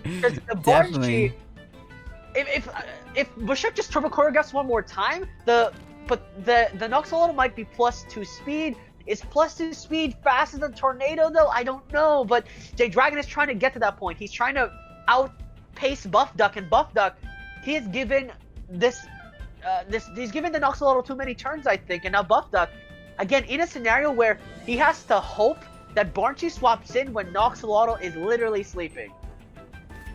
Yeah, you know, already with the Madness buff, with the trans trait, that's +4 special defense, so I even dare say Tornado from a Barnchi that, you know, the Wind Burst initially doing over 50% damage, that actually might not be enough. It's going to be close because that might be an air spec Barnchi with the hand fan, so heavy damage dealing from these wind techniques. But +4 special defense is no joke in itself. It's just such a massive, literally 200% increase in the special defense department. Absolute predator. Uppercut connects in the Platypus, just softening the blow. Another Noxious Bomb is thrown out here, trying to do as much damage as possible. This Mashuk has to die, and Buffduck knows it, but Buffduck can only do so much to try and kill it. He's done a total of 6% damage on this Mashuk every turn. He needs 3 more of those to kill off the Mashuk. It's just not enough. Yeah, it's so rough, and I'm wondering, so I mean, Uppercut ended up doing about 25%, so obviously 4 of those plus another move from Noxalato should be enough, but as you said, 15%, almost saw 10%. Yeah, absolutely. Uppercut connects again, though. He wants to kill off Platypus to show this Barnchi up. Acid Reflux is thrown out, though. We'll see how much damage that does to the Platypus and the Golder. Ooh. It does devastating damage, but Platypus doesn't die. But Platypus is overexerted, and again, J-Dragon has the luxury to just punch the Platypus spot, because if that Barnchi swaps in, it dies. It's too slow now. He could also just turbo just to be safe. Better safe than sorry. Yeah, I wonder if the turbo would be a bit better, or if you get a final P-Jab onto Golder. That is the tanky boy. That's going to be the hardest one to take down. So maybe another P-Jab before dropping down to Golder there might be pretty monumental. I could see it going down. Of course, Acid Reflux is special attack, so you don't get the value from that P-Jab, but you still got Toxic Inks. You gotta do damage somehow, but Uppercut securing the kill on Platymus. So I think 5-head, oh, not going down on his own terms, so Golder has to do the job. Yeah, and the Noxolotl gets some rest. Barnchi comes out, but now we have several questions. Is Noxolotl going to die? Is Acid Reflux going to be faster? I mean, in many scenarios, those are cool discussions and all, but the Noxolotl has +4 special defense. I don't think Barnchi does enough anymore. Yeah. And Buffduck might be in such a bad position. And the huge thing here is that J-Dragon made a beautiful play about 3 turns ago. He retreated the Yukama while Aquatic Whirlwind was online, and now if I'm remembering correctly, Tornado was used and then he swapped out, so I don't even think Tornado's online. So Aquatic Whirlwind most likely gonna be deployed first before the Barnchi has time to move, so it might be coming down to a 1v1, the battle of the tanky boys, Potato versus Golder. Yeah, Golder versus Noxolotl. That's not a battle I've seen ever, actually. It's usually Mashuk +1, but this time Noxolotl will be grudge matching again. I mean, to be fair, they both sleep a lot, I would assume. So it's going to be a struggle match. Aquatic Whirlwind will go first, though. So Barnchi is more than guaranteed dead. And Ukama does its job. No spectator. This Ukama secures that kill on Barnchi. Toxic Ink is thrown out on the Golder just to do some damage. Toxic Ink trade will still favor the Noxolotl because he can heal up. The Golder cannot, and it overexerts. Look at the percentages. They're barely right there. So even if it comes down to a draw, J-Dragon will win. Yeah, but little by little, as you said, Blue, one of them could heal up, one of them has the pillow, so every single time it falls into that 30% range, you get the 2 ticks of regen, so 10%, 10%. So let's see how much Acid Reflux does. So 52%. Alright, so almost 20% damage, not too bad. So 2 more of those, 2 more Acid Reflux will close it out, but Buffduck. Yeah, Buffduck. Yeah, so game 3 underway. We were spectating under J-Dragon's side, so let's flip it over, heading over to Buffduck's corner. And yeah, Blue, let's see what adjustments are to be made. Buffduck find himself on the gold side, of course, so he gets a bit of advantage with that counter pick. So same band, J-Dragon going for the Voldaren. This is the big question here. Is it going to be Voldaren one more time, or is Noxolotl getting the ban to the face? But no. Voldaren for Voldaren. Yeah, I mean, this is one of the things I kept saying in most of our weeklies is that essentially, you have to be sure of your bans. You have to be convicted. If you keep changing your bans, you're never going to get it right. Essentially, you have to be sure the first time, otherwise you're not sure at all, right? Unless you're surprised, of course. So I was wondering if Buffduck was going to be convicted of this ban. He says, no, I don't want Voldaren in my game. Fight me, Noxolotl. So he decides to take the lesser evil in his eyes, which is fight the lazy boy. Yeah, so we have seen him start, I believe it was Barnchi and Wolfie, right? Barnchi Wolfie was the opening for Buffduck the previous game, and J-Dragon opened up Mashuk Noxolotl. We'll see if he's thinking the same. I mean, Tuvine Noxolotl. I think he's looking at it the same. But Mashuk, maybe? I mean, you got a Beta Burst here. You got the Wind Burst doing heavy damage. Maybe he's baiting the Barnchi to go into Mashuk instead of Noxolotl, perhaps.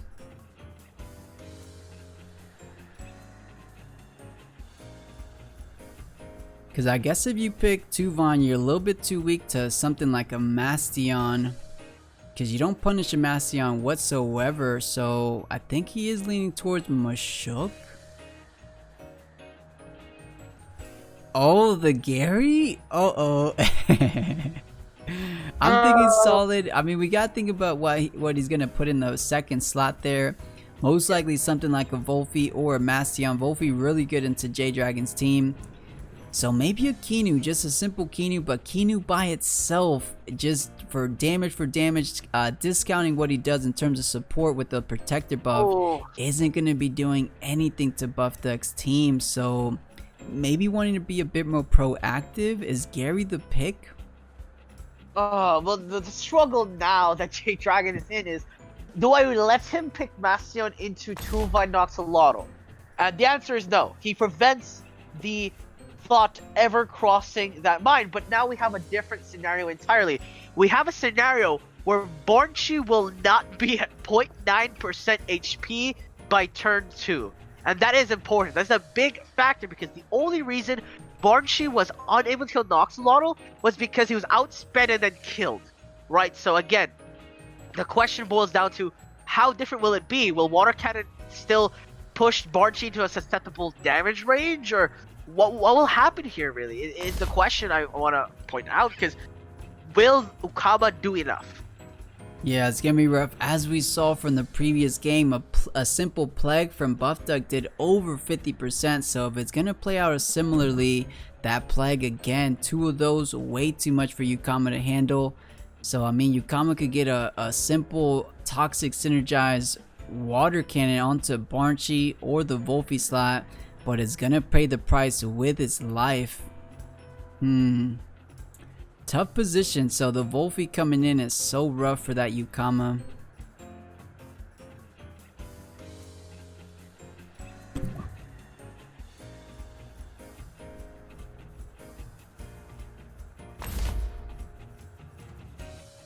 And I guess not trying to deal with more toxic pressure. So he bans the Platymus there. He did have the Mashuk. I guess Platymus did do a handful, but the Mashuk, a couple uppercuts kind of dealt with him pretty solid. But that was definitely a different ban, right? The other ban, was it Golder? That might have been game 1 or 2.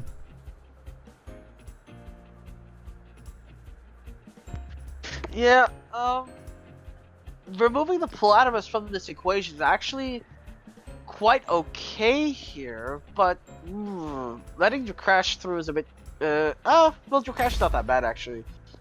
You kind of have to pick your cash here. Surely not Babawa. Not Babawa into Noxolotl. I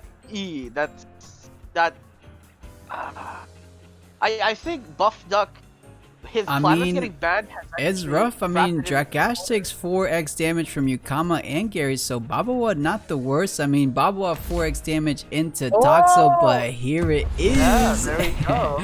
Babawa does get picked up. So Blue, we got ourselves a good game in store. Game number 3 of the semifinals. Only one, guys. Only one of these tamers moves ahead into the finals.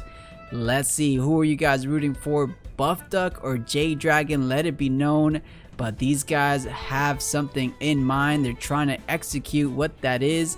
Let's see if who gets the job done here for game number 3.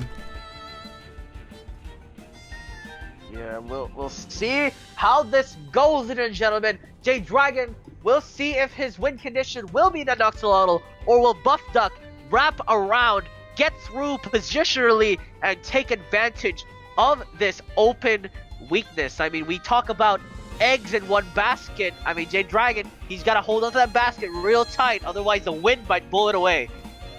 Yeah, quite literally with this Barnchi, we saw it did so much to Potato, so all the pressure, as you said, Blue, is going into J Dragon right now. Like, J doesn't have too much pressure.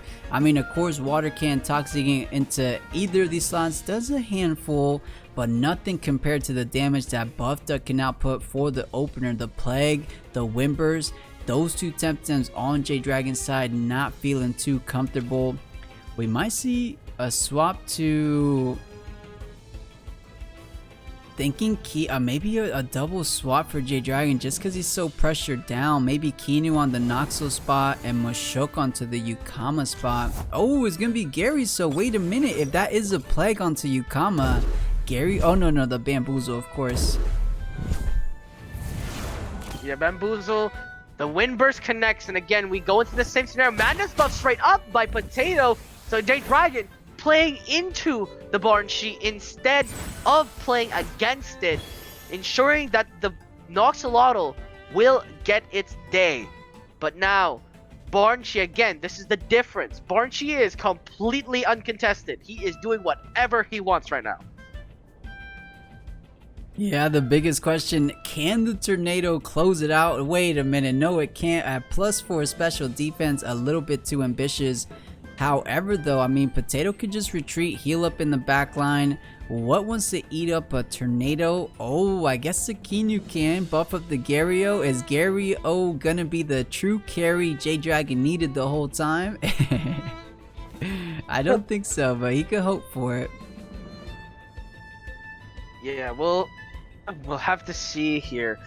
The Garyo, unfortunately, not safe at all. Not even close remotely to safe.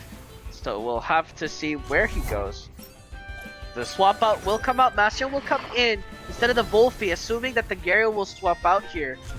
Ukama comes in, so reads Bastion coming in perfectly here. Mighty Dragon, well done for that swap in. Garyo will also leave and Mashuk will come in. So trying to set up for future plans, but Barchi's still here. Tornado's gonna come out onto the Noxolotl spot as expected. Ukama will take that. But now Aquatic Whirlwind is available. And Mashuk might be just bait here for Barchi. Yeah, could be bait. But yeah, as you said, Ukama coming out to check the Mastion, and Aquatic Whirlwind usually does a handful, but we did see this is a bit of more of a tankier Mastion, so not gonna be doing as a whole bunch as we're used to seeing, but good reads all around.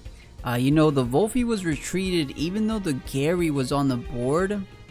So I think, you know, Buffduck was just reading Gary swapping out as he did into the Mashuk, so didn't want to waste a plague into Mashuk there.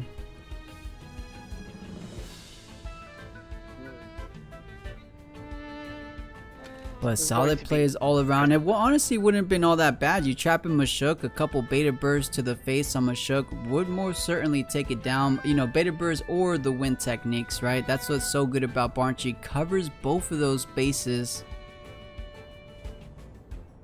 Yeah, there's still a couple of options here, I think, for for Buffduck. I mean, there's so many things he can do right now.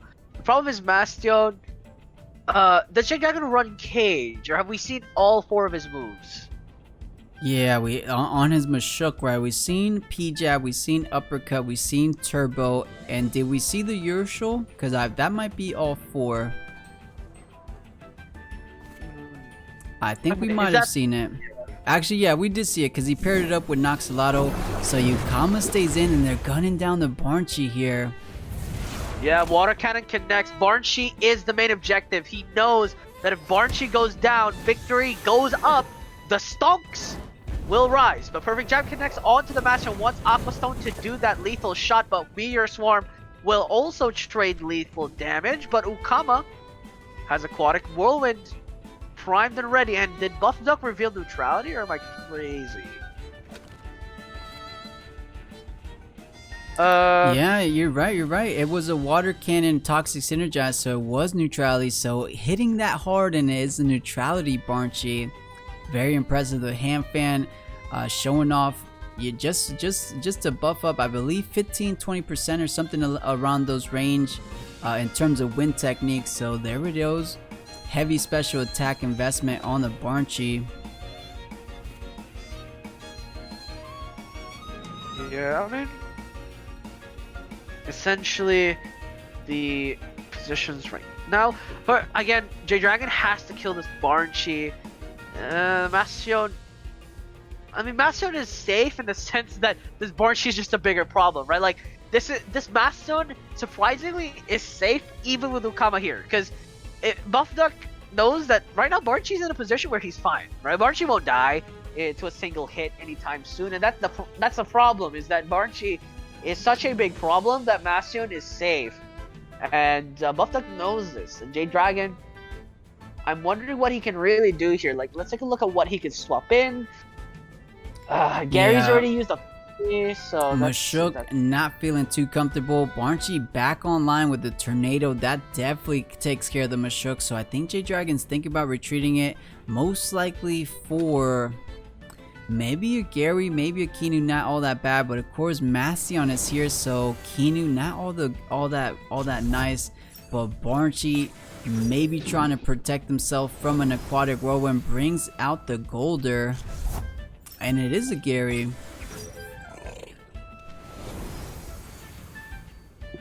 Yeah, so Massion gets swapped out here as well. Garyo comes in for the Mashuk, so just ring around the rosy here. Wolfie comes in, reads Garyo swapping perfectly. So now, not only is Garyo contested, but now Ukama is as well. Garyo and Ukama not looking too hot here. Yeah, you know, these players are playing so well. So J-Dragon bringing in Gary, but Buffduck reading that, bringing in the Wolfie. Of course, Wolfie could have been good to Ukama too, but man, such great swapping. And Golder thinking it could catch the aquatic whirlwind. Instead, as you said, Blue, the Wolfie's going to be eating that, so almost 40% damage. But now, both of these Temtems are scared in their boots from these plagues. Ukama most likely goes down from it. And we've seen 4x damage, it brings it all the way to about 20%, so Noxalotl trying to hold it down. Maybe the Kinu here, time to buff up the Noxalotl game plan. Yeah, so the Noxalotl buff is coming, as you mentioned, it's already applied, and Barnsheet comes in, he reads it, he reads that this was going to happen, and the trap is set! Quite literally, this Noxalotl is now stuck here, and so now Barnsheet, with that tornado, with Hypoxia, survive one turn, and that's all it takes here for J-Dragon. He needs to survive one turn of just bombardment. And the question is, will he? And yeah, I mean, is feeling okay, you know, back up to around 50%. This is a maxed out. This is the most you can have in terms of special defense. So if anything could take a big boy tornado, it will be this potato right here. It's trapped, but maybe not completely out of it. It's a scary situation, but with the +5 special defense thanks to those Kinu buff as well, it's gonna be a bit hard to get through that for sure, especially without any physical. I mean, as we said, Massion is that physical perhaps, but everything else special attacker, you know, I'm not counting Golder because it's just toxic inks. So yeah, potato position, let's see, 48%.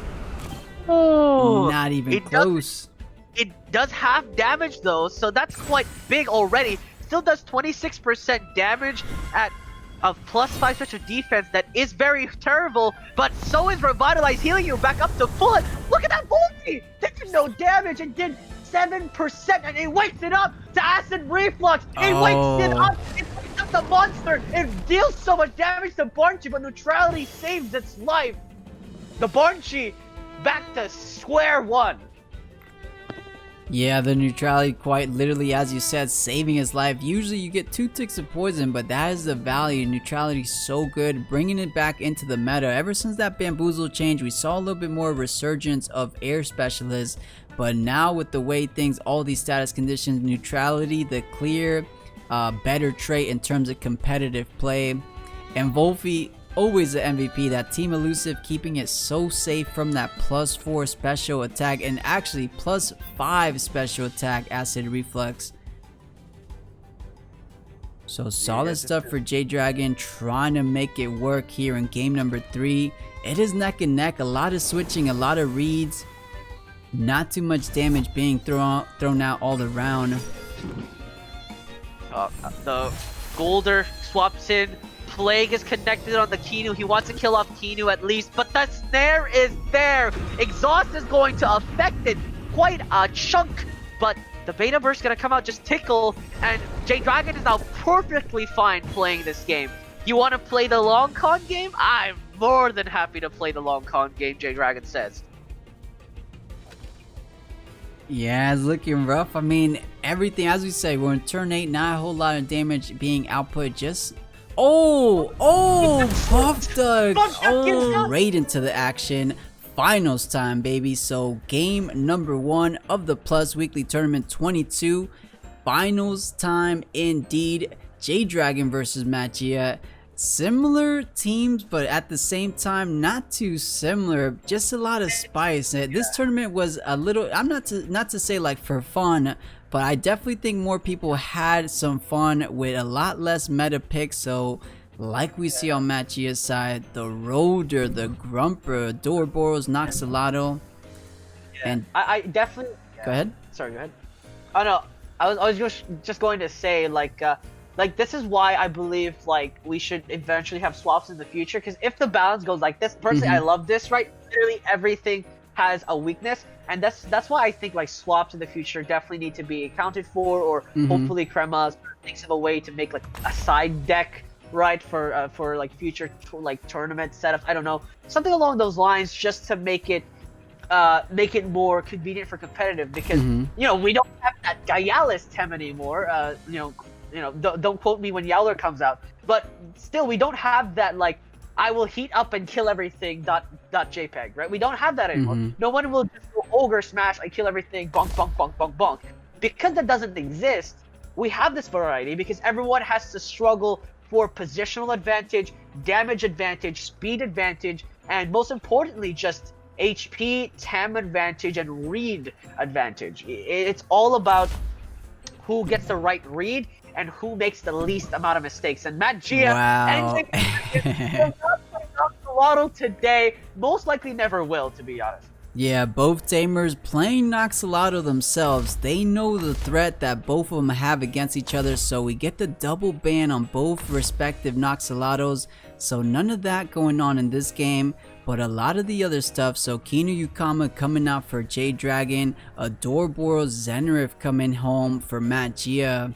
And you know, to your point, Blue, I think that's a really good idea. You know, the lock squad with so much going on with these new Tems, it kind of does end up becoming of who has the better matchup, right? So maybe in the future we do something like maybe 2 or 3 Tems in the sideboard, just to give some more adaptation ability for these tamers. That's something definitely to consider, because the lock squad rule definitely sometimes ends up being in terms of what you ended up being matched up in Swiss in the finals and stuff. But at the same time, maybe it shows the real caliber of players if you're able to make your team work in any kind of situation. So I see the pros and cons in both, but definitely a topic we could touch in the future. But for now, let's go and dive deep into the finals time. Yeah, let's go, Matt Gia versus Jade Dragon. Let's go.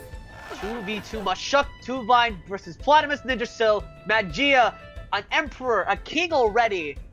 Jade Dragon has yet to ascend to that level.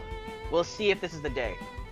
Yeah, so you know, I think the opening right now favoring Jade Dragon a bit. The P-Jab Feather Gatling, as we're always used to seeing, pretty much just solid damage into anything of Matt Gia right now. Even any swap outs, right? Dorboros can't take too many of those, Zenrith can't take too many of those, and Grumper, P-Jab does good enough, and Feather Gatling does good solid damage onto it as well. So it seems like an obvious play. The question is, who are you more scared of, Nidrasil or Platymus? I'm thinking Nidrasil, right? Because he has a lot of water Tems, and that can't do anything against Nidrasil. We'll see though. Yeah, we'll have to see. No, Ruscio is thrown out, of course, on the 2 Vine. 2 more of those will kill it. So yes, you're absolutely right. Nidrasil will be focused down here by the 2 Vine War Drum. We'll see how much damage that does, and in fact, it does way more than double, or more than half of the Nidrasil Speed Toxic Ink is thrown out here onto the Mushuk. Of course, that's all the Nidrasil can do. No allergic spread to speak of. But Nidrasil will have to fall back here. Yeah, so just want to do solid damage with a little Toxic Ink, and solid damage, a little understatement, because I was just about 7% from that onto the Mashuk. So Nidrasil, swap out because you can't eat another one. Is Grumper taking P-Jab Feather to the face, or did he switch it up to Platymus? But nope. We get a solid turbo. Yeah, Aquatic will only be thrown out as well. Gonna do some decent damage on the 2 Vine. Almost dropped it to lethal range. Feather Gatling is thrown out on the Platymus this time. Understood Ninjasil was swapping out, so just wanted to chip damage on the Platymus. But now, I think Grumper Thunderstrike will kill 2 Vine here. And that's the reason I say that is because it's neutral, and it's Grumper with Thunderstrike. So, probably have to swap out here, but who eats it? I mean, nobody in Jade Dragon's team eats it very well. Like, It's not very delicious to eat a straight up bolt of lightning, so I'm not sure if Toolvine is even gonna stay in. Is Toolvine a win con? I say that, but Toolvine is a win con. There's literally no other way to kill off to Adoraboros and Xenareth. I mean Garyo, but I'm not sure if Garyo's going to clutch it, to be honest. I think he 100% has to keep the Toolvine safe with Nidrasil still in the back line. Adoraboros, as you mentioned, Blue, still lurking in the shadows. You gotta keep the Toolvine safe, so I think we will get a switch. To your point, who can eat a Thunder Strike the best? Maybe a Kinu. It is gonna be, yeah, it will be the Kinu. It does take neutral damage because it is mental, so maybe just a solid amount. Oh, Grumper didn't stay. Yeah, it's losing. The Adoraboros is swapped in. He wants to get that damage advantage on the Mashuk down the line. Perfect Jab connects though on the Adoraboros. That's slightly big. Eventually down the line, they'll be punishing. Urusho connects on the Kinu. Very smart. Magia understood. He read that like a book, and Kinu takes it. So now, Kinu is going to be low the next time it comes in, or dead, potentially as well.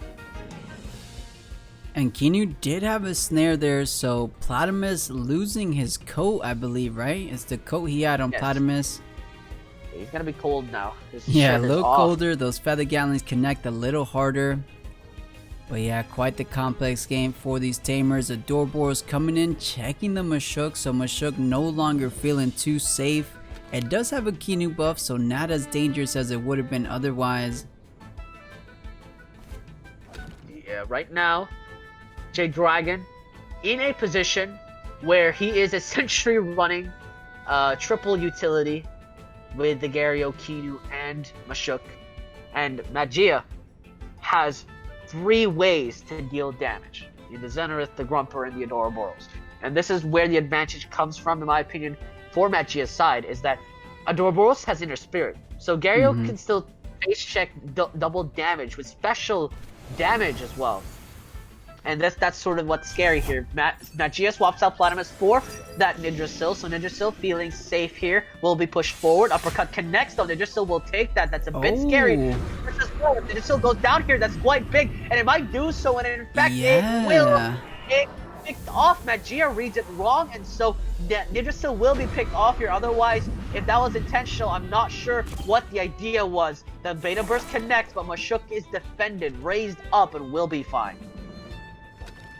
Yeah, and the turbo paying off already, making sure you know the Mashuk's still going, and Adoraboros going last, not even a lot, so a decent amount of special defense as well on top of the Kinu buff. So yeah, Magia reading that a bit wrong. J-Dragon catching the Nidrasil on the entry, and that is big. Already 1 Temtem down for Magia, so not too bad on the side of J-Dragon. But now the Grumper's back, doesn't have a whole lot of damage to do. Mashuk can overexert for a final uppercut, and I think he's doing just that. Yeah, exactly. Uppercuts as well, secures it, and revitalize as well, so this Mashuk stays sustained. Toxic Ink will throw out, so Kinu will have done its duty, already picked off. Stone Wall, though, on the Adoraboros, wants to reset those perfect jabs, and will do so. Adoraboros is set up. This Grumper is still such a big problem. Like, this is so bad. The Mashuk is going to do a lot of damage, yes, but right now, a Thunder Strike, Ukama disappears from the face of the earth, I think. Yeah, with a Thunder Strike, maybe not all the way. This was a tankier Ukama. It was taking less damage from toxic techniques because of the Tukma mass. So yeah, maybe a good old electric technique will get the job done, but maybe not all the way. But a Toxic Ink, as we saw earlier, a double into Ukama should be enough. But I guess another uppercut, he was scared of it, because I just saw Mashuk didn't overexert, so it would be this turn for him to overexert. Absolutely. So Platamus swap out, as you mentioned, the Mashuk is still able to attack one more time. Water Cannon connects, a quarter damage as Platamus eats it like it was nothing. Toxic Ink trades, favoring the side of Magia. Again, Magia made a big mistake losing Nidrasil, but fights back instantly, dropping Kinu again. Toolvine is already low. It's pretty much dead. I mean, you can consider that a dead Tem. 3 Tems on the side of J-Dragon, plus that Toolvine, who is again incredibly low and not fast. We know this. It's not fast enough. It's not faster than Platamus. It's probably not going to be faster than Zenith in that case as well. And the only question left is it faster than Grumper? But what damage does it do to a Grumper, really? Yeah, I mean, Tuvine dangerously low, but still a win condition for Jay. That +2 speed, gonna make sure he's faster than everything except for perhaps the Zener of Crystal Spike. But everything else, it should be speedier than. So he definitely wants to try to bring it in without taking any damage. But first come is gonna be Gary, or before Gary. Yeah, Gary, you're gonna come out here. Uppercut connecting the Platymus, but just little. Adoraboros attacks with the Beta Burst to get on the Mashuk. The autonomy is used, but look at that damage. Even with the high defenses raised on the Mashuk, it's still taking a lot. And Magia, I feel like he has the keys to the kingdom here. Right now, it's just this is so oppressive. How do you punish Adoraboros in this situation? How do you punish a Platymus in this situation? When, again, your only other way of doing damage is Tuvine. Yeah, and as we keep saying, it's just so dangerously low. You can't really bring it out onto the board safely. Yeah, and Gary not going to be doing a whole lot. As you said, Inner Spirit is online. That's going to be doing effective damage onto Garyo. So we could see Adoraboros overexert for that. But there we go. 5-head going with a solid uppercut. Ooh, EMs instead here. Punishing the... wait a minute. That means Adoraboros does not have Inner Spirit, maybe. Who knows? I mean, I'll have to check. Again, Aquastone is thrown out here. So again, just trying to kill the Platypus. But look at that! It's 0.6%! 0.6% damage on the Platypus! Oh my god, a little tickle to the Platypus there. Because as you said, 0.6%, 1-4 from Gary. But it is what it is. You have to do some damage somehow. But Adoraboros trying to get Mashuk before that uppercut. It would have overexerted if energy manipulation went first. But uppercut, thanks to that +2 speed, will go first. So Mashuk has not overexerted just yet. So able for another uppercut. I mean, they say slow and steady wins the race, but how slow is too slow? Gary literally did 0.6%, which is about 2 damage. That is not enough, not by a country mile. Adoraboros will be swapped out here for the Grumper. Fairly confident that a Thunder Strike might secure a kill here. Sharp Flame will be thrown out as well, trying to do as much damage as possible on this Mashuk, trying to warm it up maybe. Surprised that Adoraboros was swapped out at all. Earthbreaker will come out. Maybe that was the case at all. Just trying to eat this Earthbreaker at like nothing. But ×2 damage on the Grumper is still ×2 damage. That's surprising. Let the Grumper take that hit. Maybe does not feel like the Grumper is much of a usable Tem in this scenario, but regardless, damage is damage. Yeah, and that was big damage. So thinking Gary wanted to go into Platypus there, trying to swap in the Grumper safely, but the Earthbreaker catching it on entry, so doing huge damage. Definitely can't take another one of those. And with Mashuk resting that turn, a uppercut looking straight into Grumper, not looking to as Mashuk is the faster 10, +2 speed as it stands. And nothing really currently takes down Mashuk. We saw Sharp Brain, perhaps Platypus' strongest technique, maybe equal to Aquatic Whirlwind. That barely did anything to Mashuk, as it is resistant.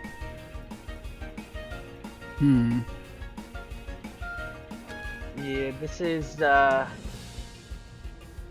I guess you just bring Adoraboros back out. It seems a little better to eat the uppercut than the Grumper. But Adoraboros for the Platypus spot. Yeah, the Grumper gets picked off here. Doesn't even get the chance to move. I'm surprised. Again, sacking Grumper. I don't like that move. He didn't have to. And it's a good way to deal with the Tuvine eventually. Now it's safer to put in Tuvine, but again, that's just weird. I don't know yeah, why. maybe thought the Thunderstrike would go off, but Mashuk at +2 speed, anything. I mean, I guess he was sacrificing. That's the only logical thing. I think Magia says, I don't want to P-jab to any of my backlines, so just go ahead, take my Grumper, and we'll move forward from there. So back to the same Tems as we saw a couple turns ago. Adoraboros and Platypus back on the board. Uppercut almost drops Platypus. Overexertion finally occurs. Aquatic Whirlwind will be thrown out as well, just to do as much damage as possible to this Mashuk. Gonna throw it out, as well as the B8 Beta Burst. Actually, EMs. Again, Magia just trying to secure the kill with stamina there. There you go. But Aqua Stone, oh, it double edges! Hit it! Kills it! Because Double Edge actually does more damage than Aqua Stone. He gets that kill. There we go. Gary finally doing a little bit more. Getting the kill onto Platypus. So Gary getting some value one more time. Getting a kill. There we go. So Aquatic Whirlwind, or sorry, Yukama bringing out, or sorry, J-Dragon bringing out Yukama. So Zenrith and Adoraboros, Magia, the final Thames. Earthbreaker online for Gary. Yeah, exactly. This is why I was so concerned about why he sacked Grumper for visibly no reason. If Grumper was here right now, you wouldn't have this issue. Aquatic Whirlwind connects with the Zenrith. Sea Spikes is thrown out, so Ukama is gonna be secured dead here. No, not even, not close enough. Toxic Ink will be thrown out to secure that kill instead via Adoraboros, but you're letting Gary have Wait that a minute. Earthbreaker. Oh. Shattered the Earth when it's rested.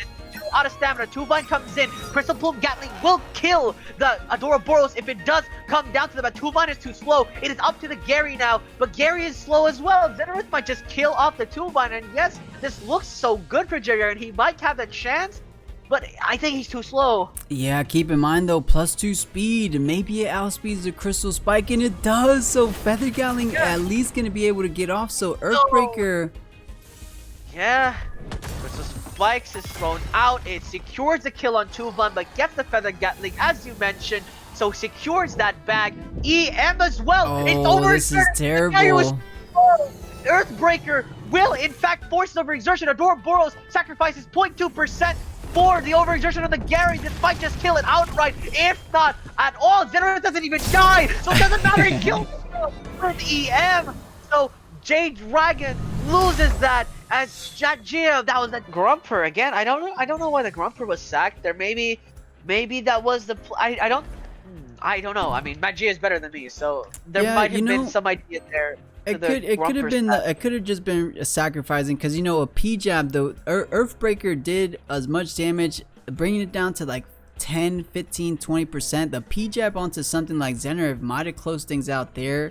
So maybe in the long run it would have been close, but with the Adoraboros still kicking, it was rough. So maybe not a clear win condition for J-Dragon, but now he's on gold side. Now he gets a bit of a counter pick. We'll see if he uses that to his advantage in game 2 of our finals, or Magia wants to be, I believe, a 2-time, or I gotta look back. He might be a 3-time, but don't quote me on that. Let me look back now. I do know he's won one before, 100%. Yeah, I mean, Magia loses the Adoraboros. J-Dragon realizes that that was the biggest issue. Lets Naga Issei through, however, and J-Dragon opens with Two-Vine Noxolotl. We've seen this plenty of times before. J-Dragon loves this opening versus most players, but we'll see how this compensates. Does not let Magia get his own Noxolotl, so again, gonna be interesting. Yeah, I'm looking back now. Magia only 1-time champion, so he's trying to work on that, you know, that infamous category of a 2-time champion. So maybe he gets it done. And J-Dragon trying to work on his very first win. You said we jinxed it, but let's not even say it. As I just said it. We will see though, so good luck to both of the tamers. Let's see. So wow, I didn't even see that because I was looking at the records there. So Nagais and Grumper as the opening play for Magia. Yeah, so the Rolder, as you mentioned, on the field now. We'll see how Rolder does here. But opening with a Grumper Naga Issei to engage against Two-Vine Noxolotl. We'll see what they can do. This Two-Vine feeling quite strong here, I would say. Earthbreaker not available, of course. Thunderstrike the only other method to dealing damage for the side of Magia. So I didn't catch it, Blue. I apologize, but what did Magia ban instead of the Noxolotl? Letting it through for this game. We'll see if it was a mistake or Magia is up to something. Magia banned Bolerman first, but in the previous game, Noxolotl was banned second actually. Mhm. So J-Dragon, instead of waiting, he just insta picks Noxolotl and walks into what might be Noxolotl. Again, I mean, okay, I can't say much because technically J-Dragon has literally no way of dealing with Grumper and Boulder directly. And speaking the devil, and he shall appear. Boulder is out on the field. Thunderstrike will connect onto the Toolvine, and look at that damage. 31% for neutral is not that bad, but Madness buff even better here for the side of J-Dragon. Crystal Plume Gatling gonna get thrown out, and Rolder takes it in kind. Yeah, so really good swap out. Knowing Nagais can't eat a Crystal Plume Gatling and a Toxic Ink, so gonna make the appropriate swap into Roder. And as you said, take a look at that backline. The only answer to both of these Earth Tems, I guess, is Garyo and Yukama. Both of them do solid damage. I believe 2x damage on Roder and the Grumper.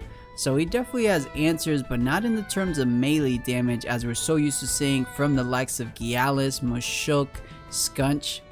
Those are the true heavy hitters, but you know, Yukama, no slouch himself. He is quite the heavy hitter. He's just kind of fragile sometimes, but with Magia not running any nature moves, maybe the spores, allergic spreads on Nidrasil, Yukama could be looking okay. Right now, Rolder versus Ukama is interesting because Ukama wins that most likely. The problem is Grumper existing. Thunderstrike will most likely. I'm fairly confident to say that Ukama might get one shot or at least drop to like 10% or 5% HP in that sense. So I mean, we'll have to see. Toolvine gonna get swapped out here for a Kinu, and will raise the defenses of the Noxolotl, just making sure to raise his defenses, just buy a little bit more time. Nagaise is going to come in as well. Toxic Ink gonna come in though, so Magia reads it wrong. Toxolotl will get that Toxic Ink off, but Stone Wall protecting the Nagaise for future reference as well is fine. But already below half HP is a dangerous game. Yeah, still very dangerous. So the Sea Aura back online, so Grumper, usually the slowest Tem, might be going first. Grumper, not too much damage onto either of these Tems, especially since Potato has +3 special defense now to eat that electric techniques. Is it time to bring out maybe Garyo or Yukama?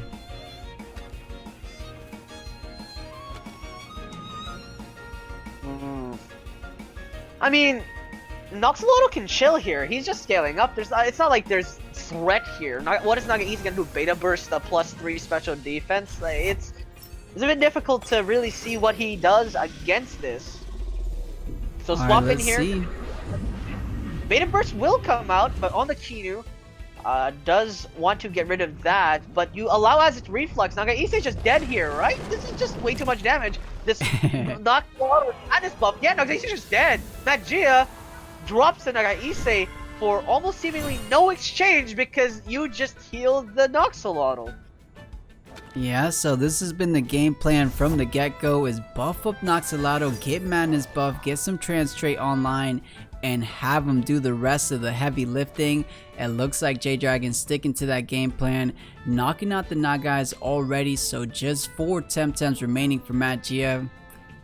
You know, not as effective. Potato not effective whatsoever into the remaining of Magia's Tems, so not as crazy as a kill potential.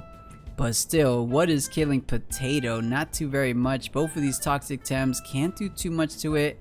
Maybe some physical technique from Roder. You know, Roder has access to execution, so maybe if you bring it down low enough for execution Roder.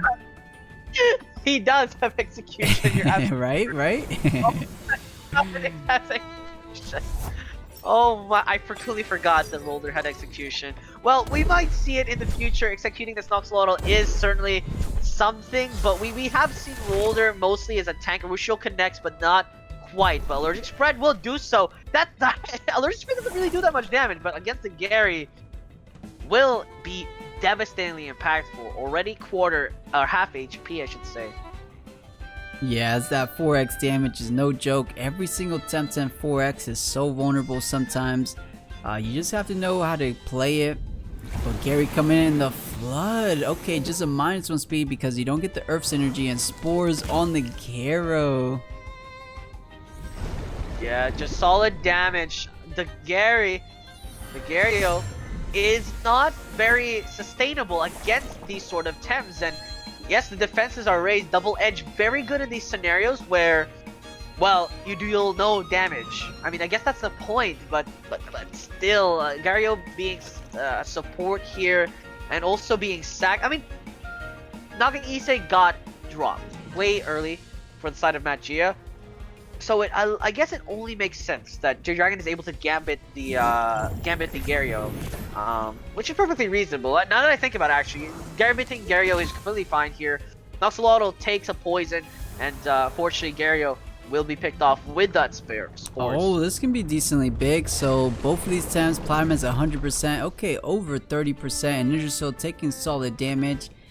It is what it is. These are both the toxic Temps, so you want to get some damage onto both of them. And Potato, as we just saw, Yurishon barely doing anything to the Noxel. So Tuvine, obviously a super good answer to both of these toxic Temps staring in front of him. So Feather Gatling is enough for Nidraso to go down. You need 2 of those perhaps for the Platymus there. So we could be seeing some switches from Magia's side. A double swap, Grumper Roller would be fine. Acid Reflux not online, but of course that means you let Acid Reflux come on when both the Roller and the Grumper is on the field. We'll have to see what the plan is here for Magia. Just swaps in Grumper, setting up another Flood as well. Sharp Rain connected. That's a lot of damage actually on the Tuvine. You don't underestimate how much damage that does, but the Gatling will be thrown out as well. We're going to do a lot here on the Platinum. It's about 25%. So almost lethal. Another Acid Reflux into Feather Gatling should kill, but Thunder Strike of course is available. But we saw previously that doesn't do enough to kill off Tuvine here. I believe only did 21%, so you gotta find that 16% somewhere. Yeah, I mean, Platymus still, he just used Sharp Brain, so I'm pretty sure Aquatic Whirlwind is back online, so he could throw that its way, and that's going to be outspeeding the Tuvine, of course. No turbo going off in this game, so Tuvine naturally slow. So could go down to something like an Aquatic Whirlwind and then close out from that Thunderstrike, but I don't think Tuvine is staying around much longer. Instead, as he keeps going, buff up Noxolotl, have him carry you to victory. That has been the game plan all tournament for these guys. The big danger here is that defenses are being raised. The defense is what's important here. If defense goes too high, Boulder plus Grumper won't even matter. It's not enough damage. You have to still kill it by execution. I completely agree. You have to kill it that way because you can do one smidgen of damage as long as you're below 40%. It does not matter. But Magi has to still get there. He has to kill everything else. And right now, he's not close. The Tuvine's way too tanky right now. Ukama still exists, so Grumper still has to stay consecutively healthy. Acid Reflux is going to pop something here. This is just struggle. I mean, the plan is right there, but ignoring this Noxolotl as it gets stronger is so risky right now. Turbo Choreography as well to speed it up, nullify what Flood has done. Thunderstrike gonna get thrown out here straight into that Tuvine spot, almost dies, again has to find the extra damage, does not have it. Yeah, and Platymus overexerted, so not gonna be able to get off anything. And now I saw no switching out there, so yeah, knowing Potato had to rest, or sorry, no, he turboed there, so knowing that no damage perhaps was going its way.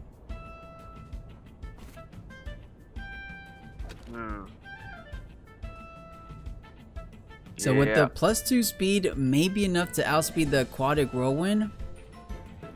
We will see. Because if it is, Platymus goes down. If it doesn't, if it does swap, it might be a free Feather Gatling into any Tem, so not too bad. Yeah, there's some. Acid Reflux is gonna do so much damage here. Is my biggest concern. The swap in, the Kinu will come out here increasing the defense, and this is the problem. Noxalotl is eventually going to be invulnerable, and you have to avoid this. Acid Reflux all in here, trying to kill off the Platypus, and it does. So the Platypus already dead, only Nidrasil left in between that Roller and the Grumper having to face check all of these Acid Refluxes. Coward's Rest, very smart move, protects the Grumper for sure, but unfortunately a turn too late. Yeah, so fortunately for Magia, J-Dragon's Noxalotl had to overexert there, so no pressure coming out from Potato this round. So it's just most likely from Kinu, but Kinu does not really want to be here. Maybe you get off another Kinu buff a little bit in a couple turns, or you just go down swinging with a solid Beta Burst, which is J-Dragon's game plan here, trying to gun down Ninja, so it should take him pretty low. Okay, 11%. Yeah, Alert Spread connects as well. Will secure the kill on Kinu, but my fear is that it's not fast enough. Thunderstrike connects on the Nidrasil. Oh, it actually does. Ooh, it does 11% damage, which is more than I expected, but certainly a form of damage. Yeah, damage is damage.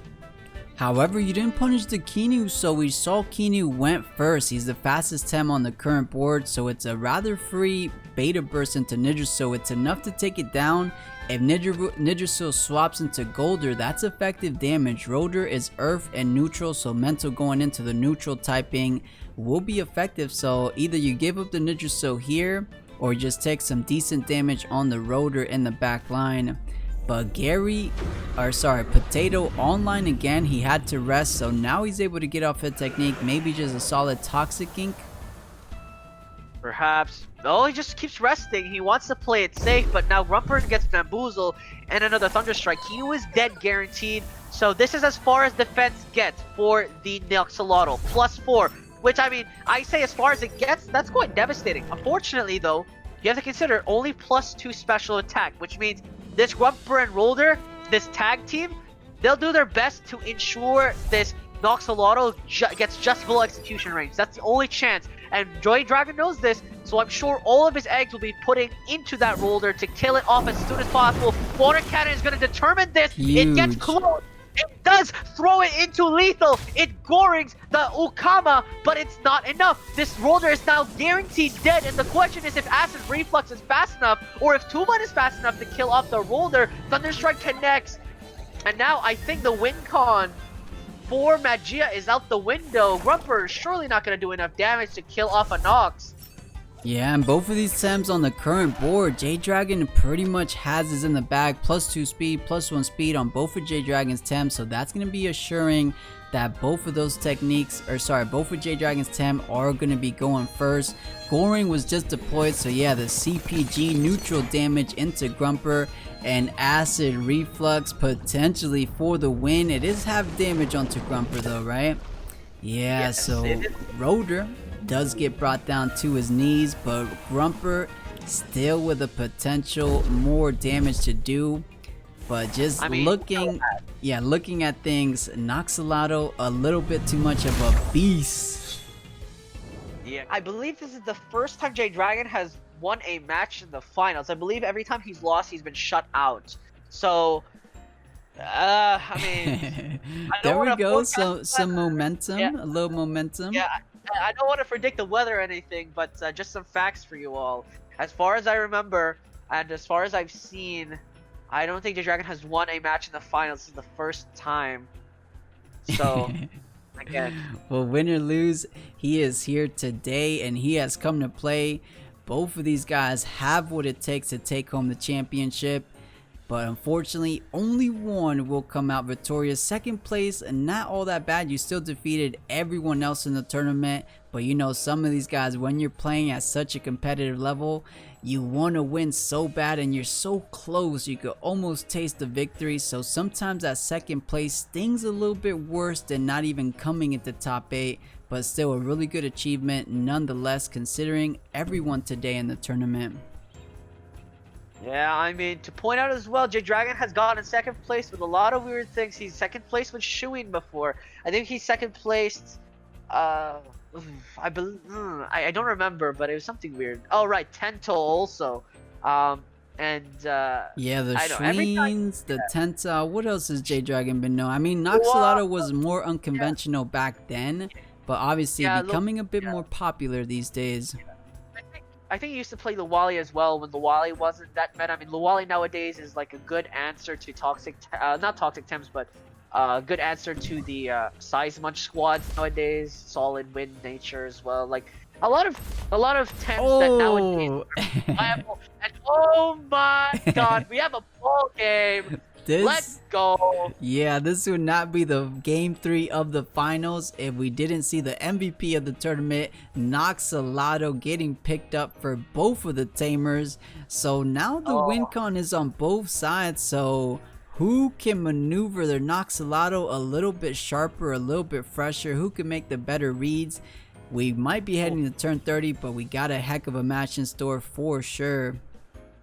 yeah, and I want to point out as well, this is like that John Wick scenario, right at the end, where it was just a knife, heavy rain, muddy streets, just a straight out brawl with a knife, and someone will have to stab themselves to get the victory. Well, maybe not like literally, but maybe metaphorically speaking, maybe perhaps have to sacrifice something to push forward. We'll have to see both these players with their signature Noxalato, which has won them games, but someone's gotta lose, and it's going to be close. Yeah, so let's check out the other ban. Magia will be banning Mashuk. Mashuk obviously doing so much work against the Toxic Temp, so I think that is a fine ban. And it will be Adoraboros for the ban on J Dragon, or for J Dragon. So Garyo picked up. Again, there's not really a nature time to contest the Garyo, so it's perfectly fine. Double Toxic. Magia picks it up. Kinu Ukama. Again, we've seen this story before. Now only has access to Rolder or Grumper. Picks up the Rolder. We'll see. Can Magia close it out? Will J Dragon win his first weekly? We'll find out now. Yeah, right here, right now, in the game number 3 of our finals to see how the opening turn is gonna play out. I mean, of course, Snrplat basically knows one thing and one thing only, and that is Crystal Spike, Spike, Spike. So that's most likely coming into the 2-Vine slot. But J Dragon trying to read that Crystal Spike with the Garyo swap in. Exactly. Autonomy immediately activated here by both sides. Oh! By the Snrplat preparing for that devastation. Madness buff trade here for the potato. Please don't tell me we'll get a triple madness buff. We do not get a triple madness buff. Thank God. Magia Toxic Inks instead into Garyo and Snrplat. That would have been quite epic though. I was in favor of the triple madness buff, but you know, that might be a telltale sign that maybe Magia not running madness buff on his Noxalato, because it seemed like a relatively free madness buff there. But either way, Magia Snrplat hit the madness buff, and J Dragon going on a little bit of advantage versus the mirror match here. Yeah, Toxic Ink thrown on again. Garyo's gonna take that to the face. +2 toxic damage. Toxic Ink trade not gonna favor J Dragon, but what's gonna favor him though is stats. +1 defenses, +1 special defenses. Garyo's support doing its magic. It's not a Kinu, but it's pretty damn close. Yeah, I mean, almost does the same thing there. Bringing Noxalato +1 defense. So something that Magia can't do, with the exception Nidraso we did see had the Bark Shield, and I'm trying to remember if it was Magia or not, but one of these Nidrasos did indeed have Bark Shield, so he can go that route for buffing up the Noxalato. But as it stands, J Dragon getting that setup lead on his potato.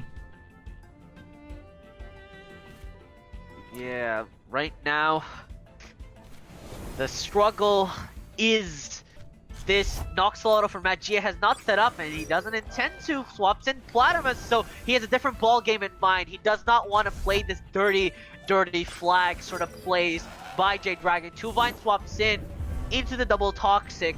Acid Reflux not going to be the play, of course, because there's too many poisons. Triple choreography instead is the strategy. Spores thrown out. Toxic damage is the way to go against that 2-Vine. So very smart play. Reads a swap. Does some damage. Yeah, now this has been the tail of the take. 2-Vine so strong against Nidraso and Platymus, so that 2-Vine alone scares away these Tems.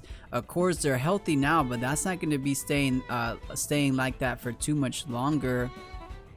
So let's see what he can do to try to mitigate those Feather Gatlings coming in. And you know, J-Dragon's always done, at least in this final, a fantastic job in getting that turbo on that 2-Vine carry, because with as many toxic Tems as Matt Gia has, the 2-Vine has been a key to his success.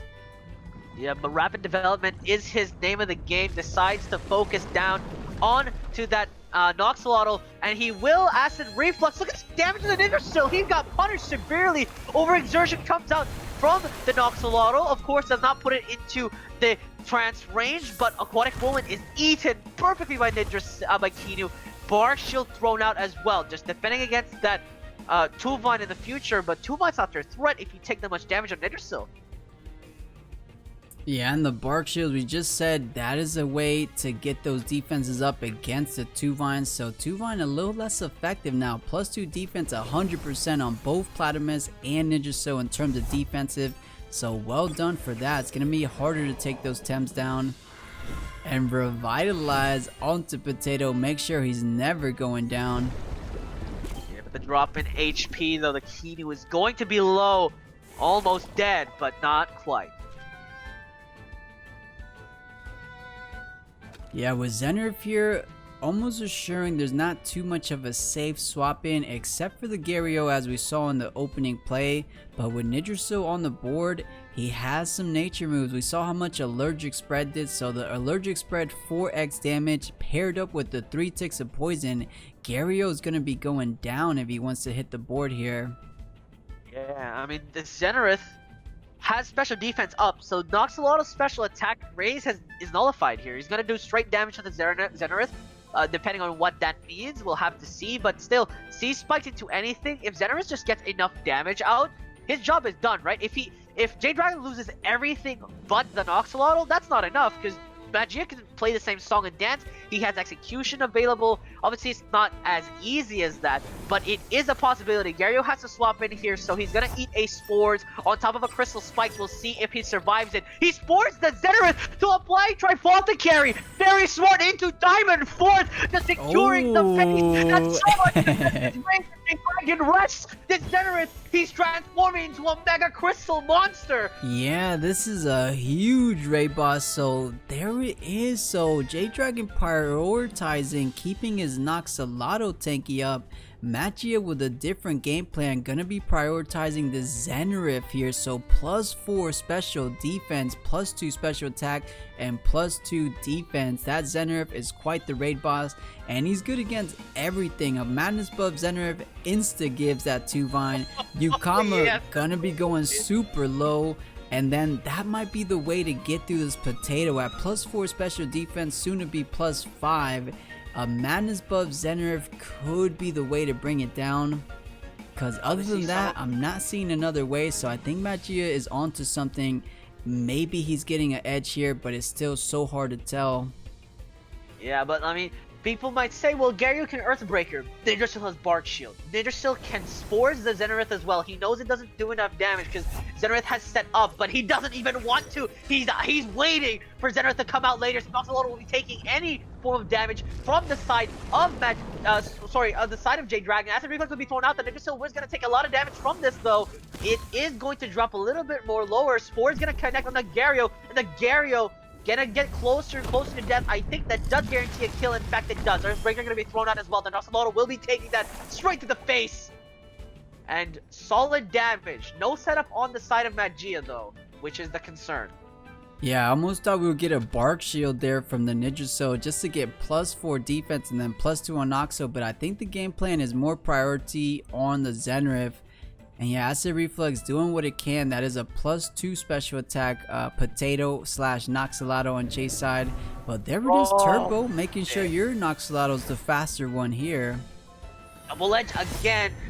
J-Dragon, he has to go all in on this Noxolotl. He has that sneaking suspicion that if he lets this Zenarith mount up an attack. All he has is this Hail Mary play. But the question is if this Hail Mary play is even effective enough, right? Again, you can raise his defenses all you want, but just like the tanks of old and new, shall we speak, Cerny by itself can't do anything.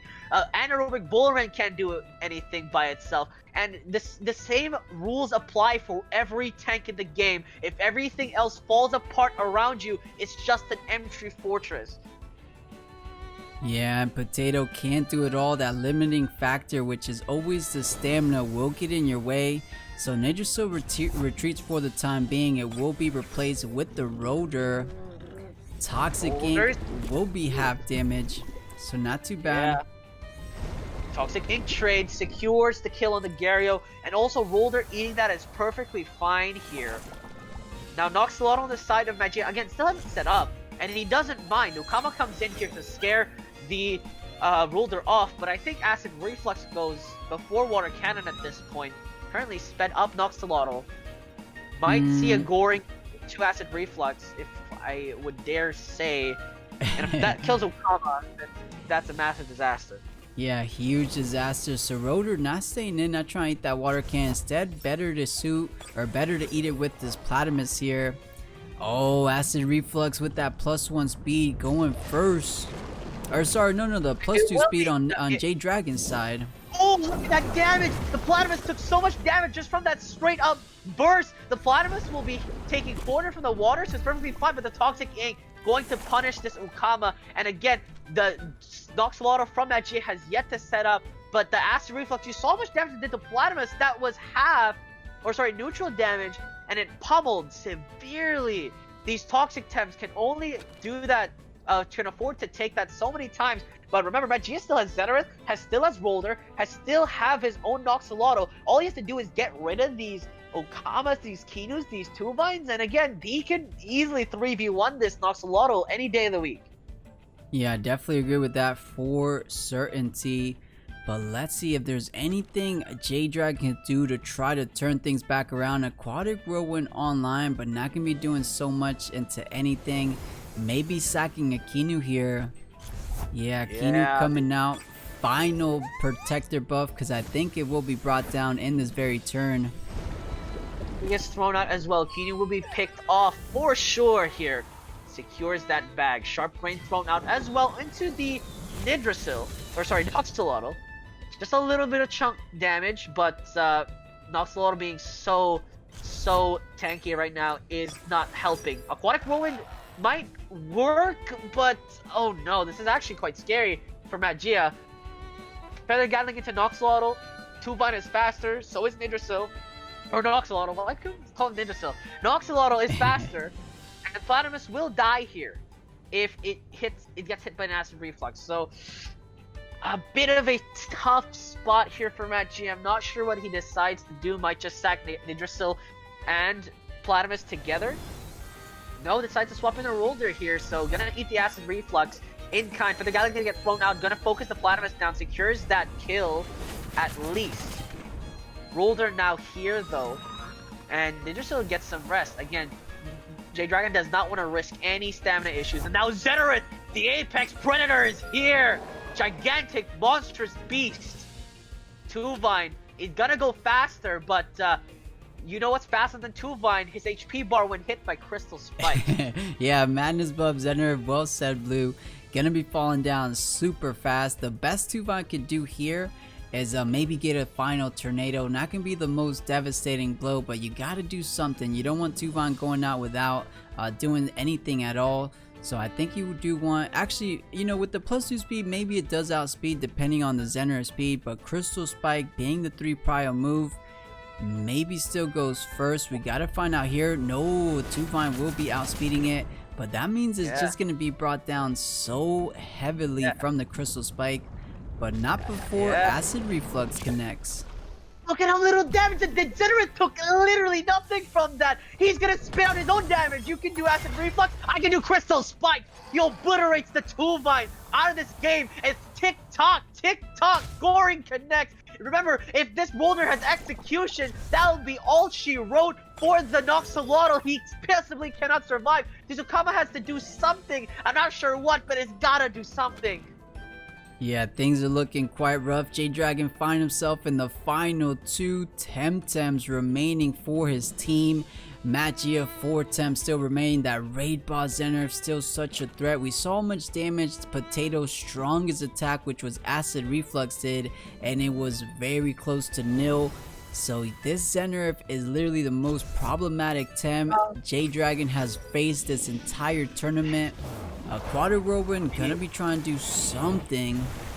But the spikes will trade here eventually. The damage is negligible, and the obliteration is coming. Just trying to set up more damage. The Noxolotl is gonna do his best, but by himself, this is going to be a nightmare of a fight to have. Yeah, monumental effort is needed from this Potato, aka the Noxolotl from J-Dragon's side, and a couple crystal spikes. You know, Zenner running out of stamina, so doesn't have too much in the tank remaining. But let's see, so about 47%. So Spores on the Zenrif, another cheeky play, making sure it's healthy, and the double madness buff. Wait, this is risky. Well, actually, no, right it's not. Now, You're right, Blue. We saw how much damage Noxolotl was doing on Zenrif. That's not risky at all. Yeah, I was gonna say Noxolotl only does 5% damage from a +4 special defense perspective. He madness buffed the Noxolotl to try and catch up, but now he's a maximum special defense.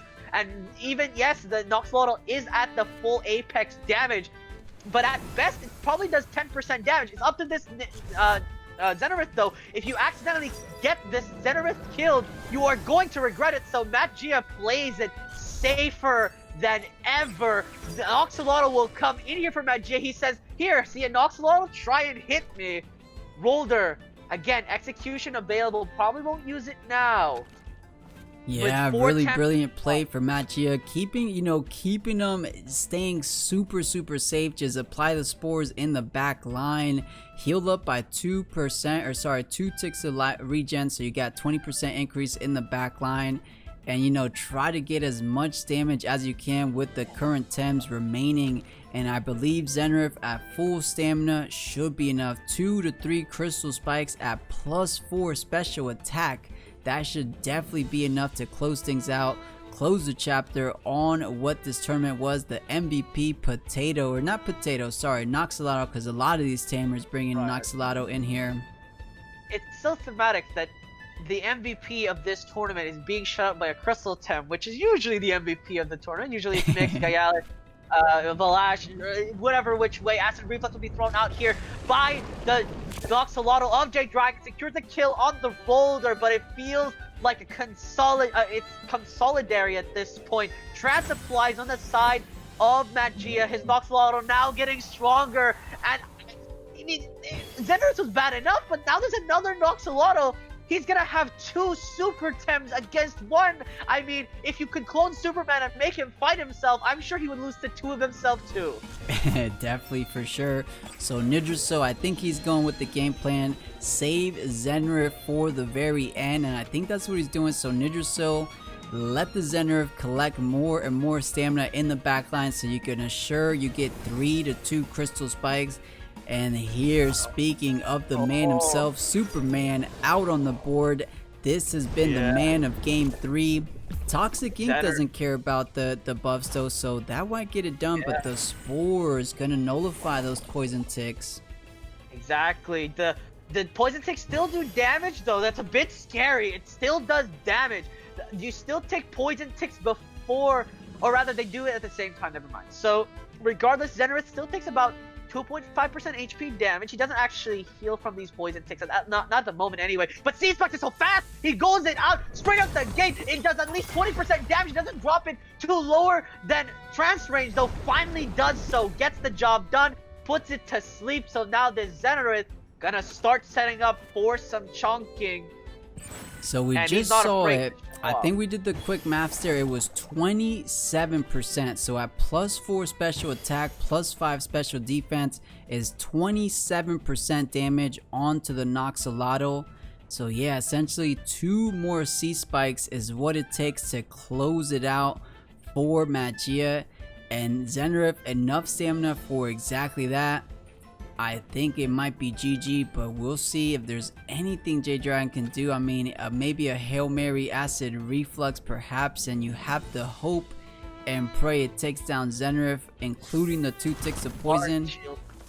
The Bark Shield though, just securing defenses raised, so Toxic Ink doesn't even matter, and Magia does the safe play, just rests, because he knows Spore will heal faster than Toxic Ink or Acid Reflux can provide. He knows this. He's just slowly inching forward. J-Dragon 1 step forward, 2 steps back right now. He's at a sort of a limbo position, but Acid Reflux, if it kills Ninjasil, might be a different story here. Magia might be playing too safe, but at the same time, you can only Crystal Spike twice before needing to rest as Snrplat, so just trying to play it very carefully. This is not as easy as it looks. J-Dragon, the master of the braided dragon, I guess, lizard. Yeah. Noxolotl gonna get swapped in here for Magia. Acid Reflux is gonna get thrown out. Hail Mary toss. The Ninjasil will take that. Will die off. The Noxolotl for the side of Magia is available with Acid Reflux now. So I think the plan for Magia is go all out here with C-Spikes into Acid Reflux himself and pulverize this Noxolotl. This is all down to this. The damage source is all up to this. It connects though. The Snrplat is still very dangerously low. You have to be careful. C-Spikes connects just above 30%. Acid Reflux as well spits it out, forces it to lower HP. And now, is it enough? Is a C-Spikes going to kill? The question remains to be answered. And the answer seems to be no, actually. Hang on, this is not as trivial as it seems. Yeah, you know, the Crystal Spike coming through, but the pillow with the regen is kind of finding himself right where he started. It's going to be going down 10% net, but 20% waking him up or putting him to sleep perhaps. Yep, Toxic Ink gonna get thrown out here. Snrplat has to kill with the next C-Spikes. If he doesn't land C-Spikes, it's over. The pillow puts the Noxolotl to sleep, but it's alerted. Oh wait, it's exactly 27. If we've been doing this right, I think it was 27%. Yeah. I hope Magia was doing the math on his own accord, because I think that was just a quick maths on my end or our end. Does a Crystal Spike kill? Of course you gotta outspeed.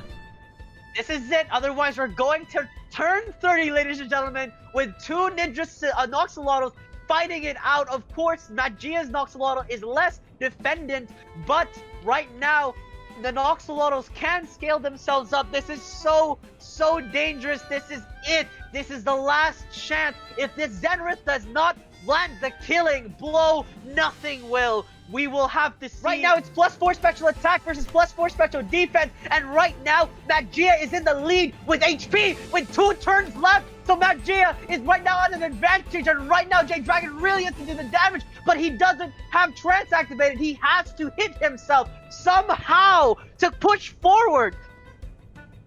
Yeah, so unfortunate timing, we'll try to catch a man. I'm seeing in chat the J-Dragon DC now. Okay, something is going on. Oh, see if you can get back in. Oh my god. Literally, J-Dragon with this Noxolotl doing the impossible. Magia at one point in this match had a Rotor, Ninjasil, and Snrplat, and the Lonely Potato bringing it back down to a 1v1 situation. This is one of the most intense finals we've ever had, so it's so unfortunate to see it going down like this. What is happening? Oh my god. The Acid Reflux went through both Tems. Oh my god. And yeah, right I think now, if we keep playing it out, let's take a look at the base stats. So +4, +4, yeah, +5. He hit another special attack, another madness buff perhaps. Yeah, but unfortunately that doesn't really matter, because as long as they trade evenly, J-Dragon can never sleep if he attacked, and if Magia is wakened, he just deals damage. So Turbo Choreography trade here.